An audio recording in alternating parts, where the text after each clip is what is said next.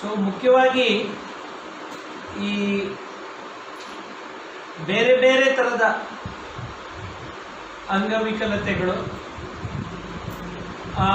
ಇವು ಇದರಲ್ಲಿ ಮುಖ್ಯವಾಗಿ ಇಲ್ಲಿ ಬಹುಶಃ ಪ್ರಮುಖವಾಗಿ ಇರುವಂಥದ್ದು ಬುದ್ಧಿಮಾಂದ್ಯತೆ, ಆಟಿಸಮ್ ಇವೇ ಪ್ರಮುಖವಾಗಿರೋದಲ್ವಾ? ಕರೆಕ್ಟ್ ಅಲ್ಲ? ಸೊ ಈಗ ಇನ್ಫ್ಯಾಕ್ಟ್ ಈ ಬುದ್ಧಿಮಾಂದ್ಯತೆ ಅನ್ನುವ ವರ್ಡನ್ನು ಈಗ ತೆಗೆದುಬಿಟ್ಟಿದೆ, ಇಂಟೆಲೆಕ್ಚುವಲ್ ಡಿಸೆಬಿಲಿಟಿ ಅಂತ ಕರೀತೇವೆ. ಮೆಂಟಲ್ ರಿಟಾರ್ಡೇಷನ್ ಅಂದ ಕೂಡಲೇ ಈ ವರ್ಡ್ ಮೆಂಟಲ್ ಅನ್ನೋದು ಬಂದ ಕೂಡಲೇ ಏನಾಗ್ತಿತ್ತಂದ್ರೆ ಜನರಿಗೆ ಅದೇನಪ್ಪ ಇದು ಮೆಂಟಲ್ ಅಂತಾರೆ ಅಲ್ವಾ? ಅದಕ್ಕೆ ಈಗ ಏನು ಮಾಡಿದ್ದಾರೆ ಅಂದರೆ ಇದನ್ನು ಇಂಟೆಲೆಕ್ಚುವಲ್ ಡಿಸೆಬಿಲಿಟಿ ಅಂತ ಕರೀತಾರೆ. ಇದು ಏನಂದರೆ ಇವರಲ್ಲಿ ಏನಂದರೆ ಮೆದುಳು ಸರಿಯಾದ ರೀತಿಯಲ್ಲಿ ಕೆಲಸ ಮಾಡ್ತಾ ಇರೋಲ್ಲ. ಅರ್ಥ ಆಯ್ತಾ? ಮೆದುಳು ಸರಿಯಾಗಿ ಕೆಲಸ ಮಾಡದೇ ಇರುವಾಗ ಬೌದ್ಧಿಕವಾಗಿ ಅವರು ಏನಾಗುತ್ತಂದರೆ ಅವರಿಗೆ ದೈನಂದಿನ ಕೆಲಸಗಳನ್ನು, ತಮ್ಮ ಅಗತ್ಯ ಕೆಲಸಗಳನ್ನು ಮತ್ತು ಬೇರೆಯವರೊಂದಿಗೆ ಅವರು ಹೊಂದಾಣಿಕೆ, ಅವರ ದಿನನಿತ್ಯದ ಕೆಲಸಗಳು, ಅಡಾಪ್ಟಿವ್ ಫಂಕ್ಷನ್ಸ್ ಅಂತ ಹೇಳ್ತೀವಿ, ಅಂದರೆ ಸಮಾಜದಲ್ಲಿ ಹೊಂದಾಣಿಕೆ ಮಾಡಿ ಬದುಕಲಿಕ್ಕೆ ಬೇಕಾದಂಥ ಕೆಲವು ಕೌಶಲ್ಯಗಳು ಇವೆಲ್ಲ ಕಡಿಮೆ ಆಗುತ್ತೆ. ಕಡಿಮೆ ಆದಾಗ ಇವರು ದೈಹಿಕವಾಗಿ, ಮಾನಸಿಕವಾಗಿ, ಸಾಮಾಜಿಕವಾಗಿ ಈ ಮೂರು ಇದು ಬರುತ್ತೆ. ದೈಹಿಕವಾಗಿ, ಮಾನಸಿಕವಾಗಿ ಮತ್ತು ಸಾಮಾಜಿಕವಾಗಿ ಅವರಿಗೆ ಸಮಸ್ಯೆಗಳು ಉಂಟಾಗುತ್ತೆ. ಸೊ ಈ ದೈಹಿಕವಾಗಿ, ಸಾಮಾಜಿಕವಾಗಿ ಮತ್ತು ಮಾನಸಿಕವಾಗಿ ಅವರು ಸಮಸ್ಯೆ ಉಂಟಾದಾಗ ಅವರನ್ನು ಲಾಲನೆ ಪಾಲನೆ ಮಾಡುವುದು, ಶಾಲೆಯಲ್ಲಿ ಹೇಳಿಕೊಡುವುದು, ಇದಕ್ಕೆ ಸ್ಪೆಷಲ್ ಟ್ರೀಟ್ಮೆಂಟು, ಸ್ಪೆಷಲ್ ಕೇರ್ ಬೇಕಾಗುತ್ತೆ. ಸೊ ಬಹುಶಃ ಇವತ್ತು ನಾನು ಮಾತಾಡುವಂಥ ವಿಷಯಗಳು ಇದೇ, ಈ ಲಾಲನೆ ಪಾಲನೆ, ಈ ಬುದ್ಧಿ ಶಕ್ತಿ ಕಡಿಮೆ ಇದ್ದು ಇಂಟೆಲೆಕ್ಚುವಲ್ ಡಿಸೆಬಿಲಿಟಿ ಇರುವವರು. ಸೊ ನಾನು ಕೂಡ, ಸರ್ಕಾರ ಕೂಡ ಇದನ್ನೇ ಹೇಳ್ತಾ ಇದೆ. ಅಫ್ಕೋರ್ಸ್ ಸರ್ಕಾರ ಅಂದರೆ ನಮ್ಮ ಡಯಾಗ್ನೋಸ್ಟಿಕ್ ಕ್ಲಾಸಿಫಿಕೇಶನ್ ಅಂತ ಹೇಳ್ತೇವೆ ನಾವು ನಮ್ಮ ಇದರಲ್ಲಿ, ವೈದ್ಯಕೀಯ ಇದರಲ್ಲಿ. ಅದರಲ್ಲಂತೂ ಈಗ ಮೆಂಟಲ್ ರಿಟಾರ್ಡೇಷನ್ ಅನ್ನುವ ವರ್ಡೇ ತೆಗೆದಿದ್ದಾರೆ. ಬಟ್ ಸರ್ಕಾರದ ಸುತ್ತೋಲೆಗಳಲ್ಲಿ ಈಗಲೂ ಕೂಡ ವಿಕಲಚೇತನರು, ಬುದ್ಧಿಮಾಂದ್ಯರು ಈ ರೀತಿಯಾದ ಹೆಸರುಗಳಿದೆ. ಅದು ಸ್ಪಷ್ಟವಾಗಿ ನೋಡಿದರೆ ವೈದ್ಯಕೀಯ ರಂಗದಲ್ಲೂ ಅಷ್ಟೇ, ಸಾಮಾಜಿಕವಾಗಿಯೂ ಅಷ್ಟೇ ಈ ಹೆಸರುಗಳನ್ನು ಬದಲು ಮಾಡಬೇಕು. ಸೊ ಈ ಬೌದ್ಧಿಕ ವಿಕಲತೆ ಏನಿದೆ ಇದರ ಬಗ್ಗೆ, ಇದನ್ನು ಈ ಬೌದ್ಧಿಕವಾಗಿ ಸ್ವಲ್ಪ ಬುದ್ಧಿಶಕ್ತಿ ಕಡಿಮೆ ಇದ್ದಂಥ ಇವುಗಳನ್ನು ನಾವು ಇದು ಬುದ್ಧಿಶಕ್ತಿ ಕಡಿಮೆ ಅಂದರೆ ಯಾವ ವಯಸ್ಸಿನಲ್ಲಿ ಇದು ಪ್ರಮುಖವಾಗಿ ಬರುತ್ತೆ? ಯಾರೋ ಒಬ್ಬ 25-26 ವರ್ಷದವರು ಇರ್ತಾರೆ, ಚೆನ್ನಾಗಿ ಕಾಲೇಜಿಗೆಲ್ಲ ಹೋಗಿರ್ತಾರೆ, ಒಂದು ರಸ್ತೆ ಅಪಘಾತ ಆಗುತ್ತೆ. ರಸ್ತೆ ಅಪಘಾತ ಆದಮೇಲೆ ಅವರಿಗೆ ಬುದ್ಧಿಶಕ್ತಿ ಕಡಿಮೆ ಆಗುತ್ತೆ. ಆವಾಗ ನಾವು ಅವರನ್ನು ಈ ಕ್ಯಾಟಗರಿಯಲ್ಲಿ ಸೇರಿಸಲ್ಲ. ಅರ್ಥ ಆಯ್ತಾ? ಅವರ ಸಮಸ್ಯೆಗಳು ಇಂಥದೇ ಇರ್ಬೋದು. ಇದನ್ನು ಯಾಕೆ ಹೇಳ್ತಿದ್ದೀನಿ ಅಂದರೆ 18 ವಯಸ್ಸಿನ ಮೊದಲೇ ಅವರಲ್ಲಿ ಬೌದ್ಧಿಕವಾಗಿ ಏನಾದರೂ ಸಮಸ್ಯೆಗಳು ಉಂಟಾಗಿದ್ದರೆ 18 ಇಯರ್ಸ್, ಅರ್ಥ ಆಯ್ತಾ? ಆವಾಗ ಮಾತ್ರ ನಾವು ಈ ಥರ ಸಮಸ್ಯೆ ಉಳ್ಳವರು, ಅಂದರೆ ಈ ಇಂಟೆಲೆಕ್ಚುವಲ್ ಡಿಸೆಬಿಲಿಟಿ ಉಳ್ಳವರು ಅಂತ ಕರಿತೇವೆ. ಸೊ ಇದನ್ನೊಂದು ನೀವು ನೆನಪಿಟ್ಕೊಳ್ಬೇಕು. ಇವರ ಬೌದ್ಧಿಕ ಬೆಳವಣಿಗೆ ಇದನ್ನು ನಾವು ಹೇಗೆ ಕ್ಯಾಲ್ಕುಲೇಟ್ ಮಾಡ್ತೇವೆ? ನಿಮಗೆಲ್ಲ ಹೇಳಿರ್ಬೇಕಲ್ವಾ? ನಿಮ್ಮ ಮಗುವಿಗೆ ಮಾರ್ಕ್ ಕೊಟ್ಟಂಗೆ ಹೇಳ್ತೇವೆ ನಾವು. ನಿಮ್ಮ ಮಗುವಿಗೆ IQ, ಎಷ್ಟು ಜನ IQ ಟೆಸ್ಟ್ ಬಗ್ಗೆ ಕೇಳಿದ್ದೀರ? ಕೈ ಎತ್ತಿ. ಓಕೆ, ಭಾಳ ಕಡಿಮೆ ಜನ. ನಿಮ್ಮ ಅಂದರೆ ತಾಯಿ ತಂದೆಯರು ಏನು ತಿಳ್ಕೊಳ್ಬೇಕು ಅಂದರೆ, ನಿಮಗೆ ನಿಮ್ಮ ಮಕ್ಕಳ IQ, ಸೊ ಇಲ್ಲೇ ಹೇಳಿಬಿಡ್ತಾನೆ. ಬೇಕಿದ್ರೆ ನಮ್ಮ ಸಂಸ್ಥೆಯಲ್ಲಿ ನೆಕ್ಸ್ಟ್ ಒಂದು 6 ತಿಂಗಳವರೆಗೆ ಕ್ಲಿನಿಕಲ್ ಸೈಕಾಲಜಿಸ್ಟ್ ಲಭ್ಯ ಇದ್ದಾರೆ. ಒಂದೇ ದಿನ ಬೇಕಿದ್ರೆ ನೀವು ಒಂದು ಇದು ಐಡೆಂಟಿಫೈ ಮಾಡಿ, ಐದರ್ ಮಕ್ಕಳು ಅಲ್ಲಿ ಬರೋದು, ಇಲ್ಲದಿದ್ದರೆ ಅವರು ಎಷ್ಟು ಜನ ಇದ್ದಾರೆ ನೋಡಿ ಒಂದು IQ ಮಾಡಿಸಿ ಬಿಡ್ಬೋದು. So that each one knows ಅವರ ಇದು, ಅದು we will work it out. See, ನಿಮ್ಮ ಮಕ್ಕಳಿಗೆ ಬುದ್ಧಿಶಕ್ತಿ ಮಾಪನ ಅಂತ ಮಾಡ್ತೇವೆ. ಅರ್ಥ ಆಯ್ತಾ? ಬುದ್ಧಿಶಕ್ತಿ ಮಾಪನ ಇದು ಏನಂದ್ರೆ ನೀವು ಪರೀಕ್ಷೆಯಲ್ಲಿ ಮಾರ್ಕ್ಸ್ ಕೊಡಲ್ವಾ, ಅದೇ ಥರ. ಇದು ಯಾಕೆ ಬೇಕು ಅಂತ ನೆಕ್ಸ್ಟ್ ನಿಮಗೆ ಗೊತ್ತಾಗುತ್ತೆ. ಸರ್ಕಾರದಿಂದ ಕೆಲವು ಬೆನಿಫಿಟ್ಸ್ ಬರುತ್ತೆ, ಅರ್ಥ ಆಯ್ತಾ? ಮತ್ತು ನಿಮಗೆ ಬಸ್ಸು, ಆಮೇಲೆ ಇವನ್ ಈ ಪೆನ್ಷನ್ ಏನಿದೆ ಇಂಥ ಮಕ್ಕಳಲ್ಲಿ ಎಸ್ಪೆಷಲಿ ಮಾಡ್ರೇಟ್ ಮತ್ತು ಸಿವಿಯರ್ ಬರುವಂಥವ್ರು, ಈ IQ ತುಂಬ ಕಡಿಮೆ ಇರುವವರಿಗೆ ಸರ್ಕಾರದಿಂದ ಕೆಲವು ಸವಲತ್ತುಗಳಿದೆ. ಇದ್ರ ಬಗ್ಗೆ ಎಲ್ಲ ನಾವು ಎನಿವೆ ಮಾತಾಡ್ತಾ ಹೇಳ್ತೇವೆ. ಸೊ ನೀವು ಏನು ತಿಳ್ಕೊಳ್ಬೇಕು ಅಂದರೆ ಈ ಬುದ್ಧಿಶಕ್ತಿ ಮಾಪನ ಮಾಡುವುದು ಒಳ್ಳೆಯದು. ಎಷ್ಟು ಜನ ಪೇರೆಂಟ್ಸ್ ನಿಮ್ಮ ಮಕ್ಕಳಿಗೆ ಮಾಡಿಸಿದ್ದೀರಾ? ಇಲ್ಲಿ ಇರುವ ಪೇರೆಂಟ್ಸ್ 1 2 3 4 5 6 7. ಸೊ ಹೆಚ್ಚಿನವರು ಆಗಿದೆಯಾ? ಎಷ್ಟು ಮಕ್ಕಳಿದ್ದಾರೆ ಇಲ್ಲಿ? 34. ಓಕೆ. ಇಲ್ಲ, ಬೇಡ.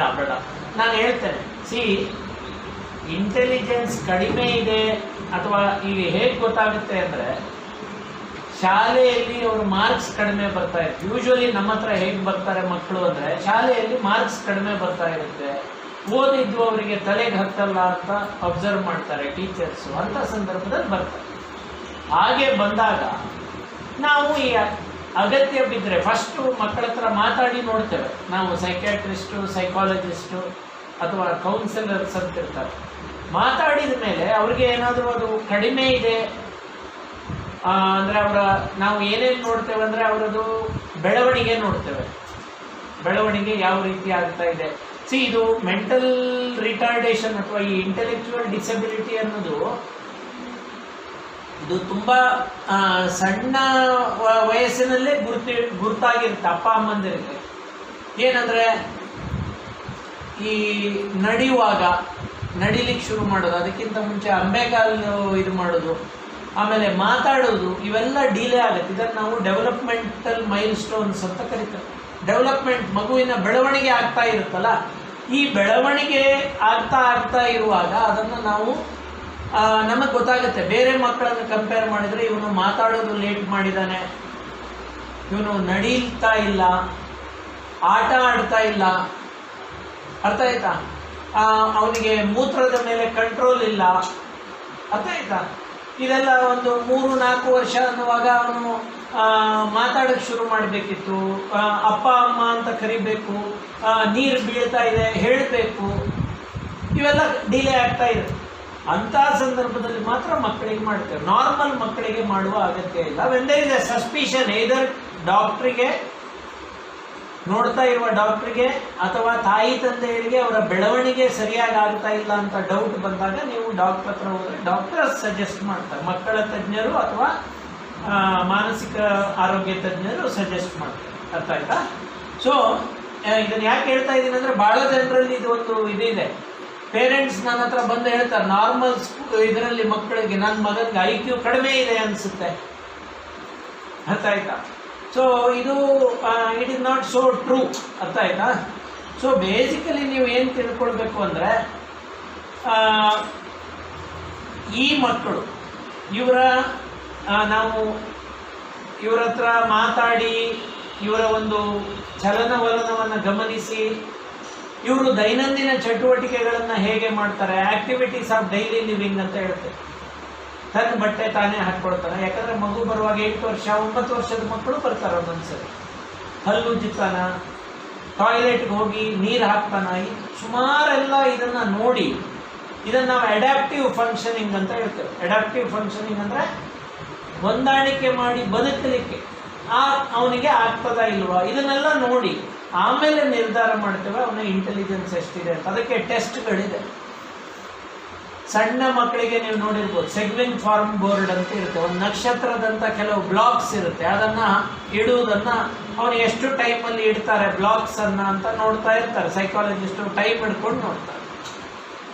ಇನ್ನು ಕೆಲವರಿಗೆ ಬರೀ ನಿಮ್ಮ ತಾಯಿ ಮುಖ್ಯ ಇದರಲ್ಲಿ. ಯಾಕಂದರೆ ಪೇಷಂಟಿನ ತಾಯಿಗೆ ಎಲ್ಲ ತಂದೆಯರಿಗಿಂತ ಹೆಚ್ಚು ಗೊತ್ತಿರುತ್ತೆ ಹಲವು ಸಂದರ್ಭಗಳಲ್ಲಿ. ಯಾಕಂದರೆ ತಾಯಿ ಕ್ಲೋಸ್ಲಿ ಅಬ್ಸರ್ವ್ ಮಾಡಿರ್ತಾರೆ, ಅವ್ರ ಹತ್ರ ಮಾತಾಡ್ತಾರೆ. ಎಷ್ಟೋ ಜನ ನಾನು ನೋಡಿದ್ದೇನೆ, ನಾವು IQ ಟೆಸ್ಟ್ ಅಂತ ಹೇಳಿರ್ತೇವೆ, ಮಗು ಕೋಆಪರೇಟಿವ್ ಇರಲ್ಲ. ಅರ್ಥ ಆಯ್ತಾ? ಮಗು ಕೋಆಪರೇಟಿವ್ ಇಲ್ಲದೆ ಇದ್ದಾಗ ಏನು ಮಾಡ್ತೇವೆ, ತಾಯಿ ಹತ್ರ ಇವರು ಮಾತಾಡಿ ಎಲ್ಲ ಪ್ರಶ್ನೆ ಕೇಳುತ್ತಾರೆ. ಈ ಆಮೇಲೆ ಪೇರೆಂಟ್ಸ್ಗೆ ನೀವು ನಮ್ಮ ಮಗುಗೆ ಏನು ಟೆಸ್ಟೇ ಮಾಡಲಿಲ್ಲ ಅಂತ ಹೇಳ್ತಾರೆ. ಆ್ಯಕ್ಚುಲಿ ಏನಂದರೆ ಅವರದ್ದು ಈ ಪ್ರಶ್ನೆಗಳ ಮುಖಾಂತರ ಕೂಡ ನಾವು ಟೆಸ್ಟ್ ಮಾಡ್ತೇವೆ. ಅದೇ ಫೈನಲ್ ಅಲ್ಲ, ಅದನ್ನು ನಾವು ಸೋಷಿಯಲ್ ಮೆಚುರಿಟಿ ಸ್ಕೇಲ್ ಅಂತ ಕರಿತೀವಿ. ವೈನ್ಲ್ಯಾಂಡ್ ಸೋಷಿಯಲ್ ಮೆಚುರಿಟಿ ಸ್ಕೇಲ್ ಅಂತ ಇದೆ. ಅದಾದ ಮೇಲೆ ಕೆಲವು ಮಕ್ಕಳು, ಈಗ ಕೆಲವೊಮ್ಮೆ 14-13 ವರ್ಷದ ಮಕ್ಕಳಿಗೂ IQ ಮಾಡಲಿಕ್ಕೆ ಇರುತ್ತೆ. ಅಂಥ ಟೈಮಲ್ಲಿ ಕೆಲವು ಟೆಸ್ಟ್ಗಳೇ ಆ ಮಕ್ಕಳ ಹತ್ರನೇ ಬರೆಸುವುದು, ಮಕ್ಕಳ ಹತ್ರ ಮಾತಾಡುವುದು, ಮಕ್ಕಳ ನೆನಪು ಶಕ್ತಿಯ ಕೆಲವು ಟೆಸ್ಟ್ಗಳನ್ನು ಕೊಡೋದು, ಹೀಗೆ ಬೇರೆ ಬೇರೆ ಥರದ ಟೆಸ್ಟ್ ಇದೆ. ಕನಿಷ್ಠ 1 ಗಂಟೆ ಮಕ್ಕಳ ಕೋಆಪರೇಷನ್ ಬೇಕಾಗುತ್ತೆ. ಇದನ್ನು ನಾವು ಏನು ಹೇಳ್ತೇವೆ, ಇವೆಲ್ಲ ಬಿನೆಟ್ ಕಾಮತ್ ಟೆಸ್ಟ್ ಅಂತ ಕರಿತೇವೆ. ಹೀಗೆ ಬೇರೆ ಬೇರೆ ಥರದ ಟೆಸ್ಟ್ಗಳಿವೆ. ಸೊ ಈ ಇಂಟೆಲಿಜೆನ್ಸ್ ಅನ್ನು ಟೆಸ್ಟ್ ಮಾಡುವಾಗ ನೀವು ಏನು ತಿಳ್ಕೊಳ್ಬೇಕಂದ್ರೆ, ಬೇರೆ ಬೇರೆ ಪ್ರಾಬ್ಲಮ್ಗಳು ಇರ್ತೀವಿ. ಇದು ಬೇರೆ ಬೇರೆ ಏರಿಯಾಗಳನ್ನು ನಾವು ನೋಡಿ ನಿರ್ಧಾರ ಮಾಡ್ತೇವೆ. ಅವನ ಕಮ್ಯುನಿಕೇಷನ್ ಹೇಗಿದೆ, ಅವನು ಪೆನ್ ಹೇಗೆ ಇಟ್ಕೊಳ್ತಾನೆ, ಬರೆಯುವಾಗ ಹೇಗೆ ಬರೀತಾನೆ, ಇಂಥದನ್ನೆಲ್ಲ ಗಮನಿಸಬೇಕಾಗುತ್ತೆ. ಸೊ ಈ ಮಕ್ಕಳ ಕಮ್ಯುನಿಕೇಷನ್, ಸೆಲ್ಫ್ ಕೇರ್ ಮತ್ತು ಸಾಮಾಜಿಕ ಕೌಶಲ್ಯಗಳು ಅಂತ ಹೇಳಿದರೆ, ಈಗ ಅವನು ಎದ್ದು ನಿಲ್ತಾನ, ಯಾರಾದರೂ ಬಂದರೆ, ಯಾರಾದರೂ ಇನ್ನೊಂದು ಮಗು ಇದ್ದರೆ ಅದರ ಹತ್ರ ಮಾತಾಡ್ತಾನ, ಆಟದ ಸಾಮಾನು ಜೊತೆ ಹೇಗೆ ಇದು ಮಾಡ್ತಾನೆ, ಇವನ್ನೆಲ್ಲ ಅಬ್ಸರ್ವ್ ಮಾಡಿ ಆಮೇಲೆ ಡಿಸೈಡ್ ಮಾಡ್ತಾನೆ. ಅರ್ಥ ಆಯ್ತಾ? ಸೊ ಈ ಇಂಟೆಲೆಕ್ಚುವಲ್ ಡಿಸಬಿಲಿಟಿ, ಇದನ್ನು ನಾವು IQ ಅಂತ ಹೇಳಿದ್ನಲ್ಲ, ಇಲ್ಲೇ ಮುಗಿಸಿ ಬಿಡ್ತೇನೆ. IQ ಅಂದರೆ ನಿಮ್ಮ ಸ್ಕೂಲ್ ಮಾರ್ಕ್ಸ್ ಥರ. 70ಕ್ಕಿಂತ ಜಾಸ್ತಿ ಬಂದರೆ ನಾವೇನು ಹೇಳ್ತೀವಿ, ಫಸ್ಟ್ ಕ್ಲಾಸ್ ಡಿಸ್ಟಿಂಕ್ಷನ್ ಅಂತೀವಿ. 60ಕ್ಕಿಂತ ಜಾಸ್ತಿ ಬಂದರೆ ಫಸ್ಟ್ ಕ್ಲಾಸ್ ಅಂತೀವಲ್ವಾ? ಅದೇ ಥರ ಮೈಲ್ಡ್ MR ಅಂದರೆ ಅವರದು IQ 55ರಿಂದ 70ರ ಒಳಗೆ ಇರುತ್ತೆ. ಅರ್ಥ ಆಯ್ತಾ? ಮೈಲ್ಡ್ ಅಂದರೆ. ಮಾಡ್ರೇಟ್ ಅಂದರೆ 35ರಿಂದ 55. ಸಿವಿಯರ್ ಅಂದರೆ 20ರಿಂದ 35. 20ಕ್ಕಿಂತ ಕಡಿಮೆ ಇರುವವರು ಪ್ರೊಫೌಂಡ್ ಅಂತ ಕರಿತೇವೆ. ಇದು ನೀವು ಯಾಕೆ ತಿಳ್ಕೊಳ್ಬೇಕು ಹೇಳ್ತೇನೆ. ನಿಮ್ಮ ಮನಸ್ಸಿನಲ್ಲಿ ಏನಿರುತ್ತೆ ಅಂದರೆ, ಇವರಿಗೆ ಬುದ್ಧಿಶಕ್ತಿ ಕಡಿಮೆ ಇದೆ ಅಂತ ಕೂಡಲೇ ಇವರಿಗೆ ಎಜುಕೇಷನ್ ತಾಗಲ್ಲ ಅಂತ. Okay, correct. ನಿಮಗೆ ಆಶ್ಚರ್ಯ ಆಗ್ಬೋದು, 75% ಈ IQ ಕಡಿಮೆ ಇರುವ ಮಕ್ಕಳು ಮೈಲ್ಡ್ ಲೆವೆಲಲ್ಲಿ ಇರ್ತಾರೆ. ಮೈಲ್ಡ್ ಲೆವೆಲಲ್ಲಿ 75%. ನಮ್ಮ ಭಾರತದ ವಿಶ್ವಾದ್ಯಂತ ಇದ್ರ ಬಗ್ಗೆ ಸ್ಟಡೀಸ್ ನಡೆದಿದೆ. 75% ಜನ 55ರಿಂದ 70, ಈ ಬುದ್ಧಿಶಕ್ತಿ ಕಡಿಮೆ ಇರುವವರಲ್ಲಿ 75%. ಎಲ್ಲ ಮಕ್ಕಳಲ್ಲಿ ಅಲ್ಲ, ಯಾಕಂದ್ರೆ ನಾನು ಮಾತಾಡುವಾಗ ಸ್ಪಷ್ಟತೆ ಇರಬೇಕು. ಸ್ಟ್ಯಾಟಿಸ್ಟಿಕ್ಸ್ ನಾನು ಮತ್ತೆ ನೀವು ನಾಳೆ ಏನಾಗ್ಬಿಡುತ್ತೆ ಅಂದರೆ, ಯಾರು ಅಂದ್ಕೊಳ್ಳೋದು 100 ಮಕ್ಕಳು ಹುಟ್ಟಿದರೆ 75 ಮಕ್ಕಳು ಆಗಲ್ಲ. ಬುದ್ಧಿಶಕ್ತಿ ಕಡಿಮೆ ಇದೆ ಅನ್ನುವಂಥ ಮಕ್ಕಳಲ್ಲಿ, ಅರ್ಥ ಆಯ್ತಾ, ಬುದ್ಧಿಶಕ್ತಿ ಕಡಿಮೆ ಇರುವ ಮಕ್ಕಳಲ್ಲಿ 75 ಮಂದಿ, 100 ಬುದ್ಧಿಶಕ್ತಿ ಕಡಿಮೆ ಇರುವ ಮಕ್ಕಳಿದ್ದಾರೆ, ಅದರಲ್ಲಿ 75 ಮಂದಿ 55ರಿಂದ 70% IQ ಇರುವವರು. ಆ್ಯಂಡ್ ನಿಮ್ಗೆ ಆಶ್ಚರ್ಯ ಆಗ್ಬೋದು, ಇಂಥವರಿಗೆ ಟ್ರೈನಿಂಗ್ ಅನ್ನು ಕೊಟ್ಟರೆ 6-7ನೇ ತರಗತಿವರೆಗೆ ಅವರು ಈಸಿಯಾಗಿ ಪಾಸ್ ಆಗ್ತಾರೆ. ಅರ್ಥ ಆಯ್ತಾ?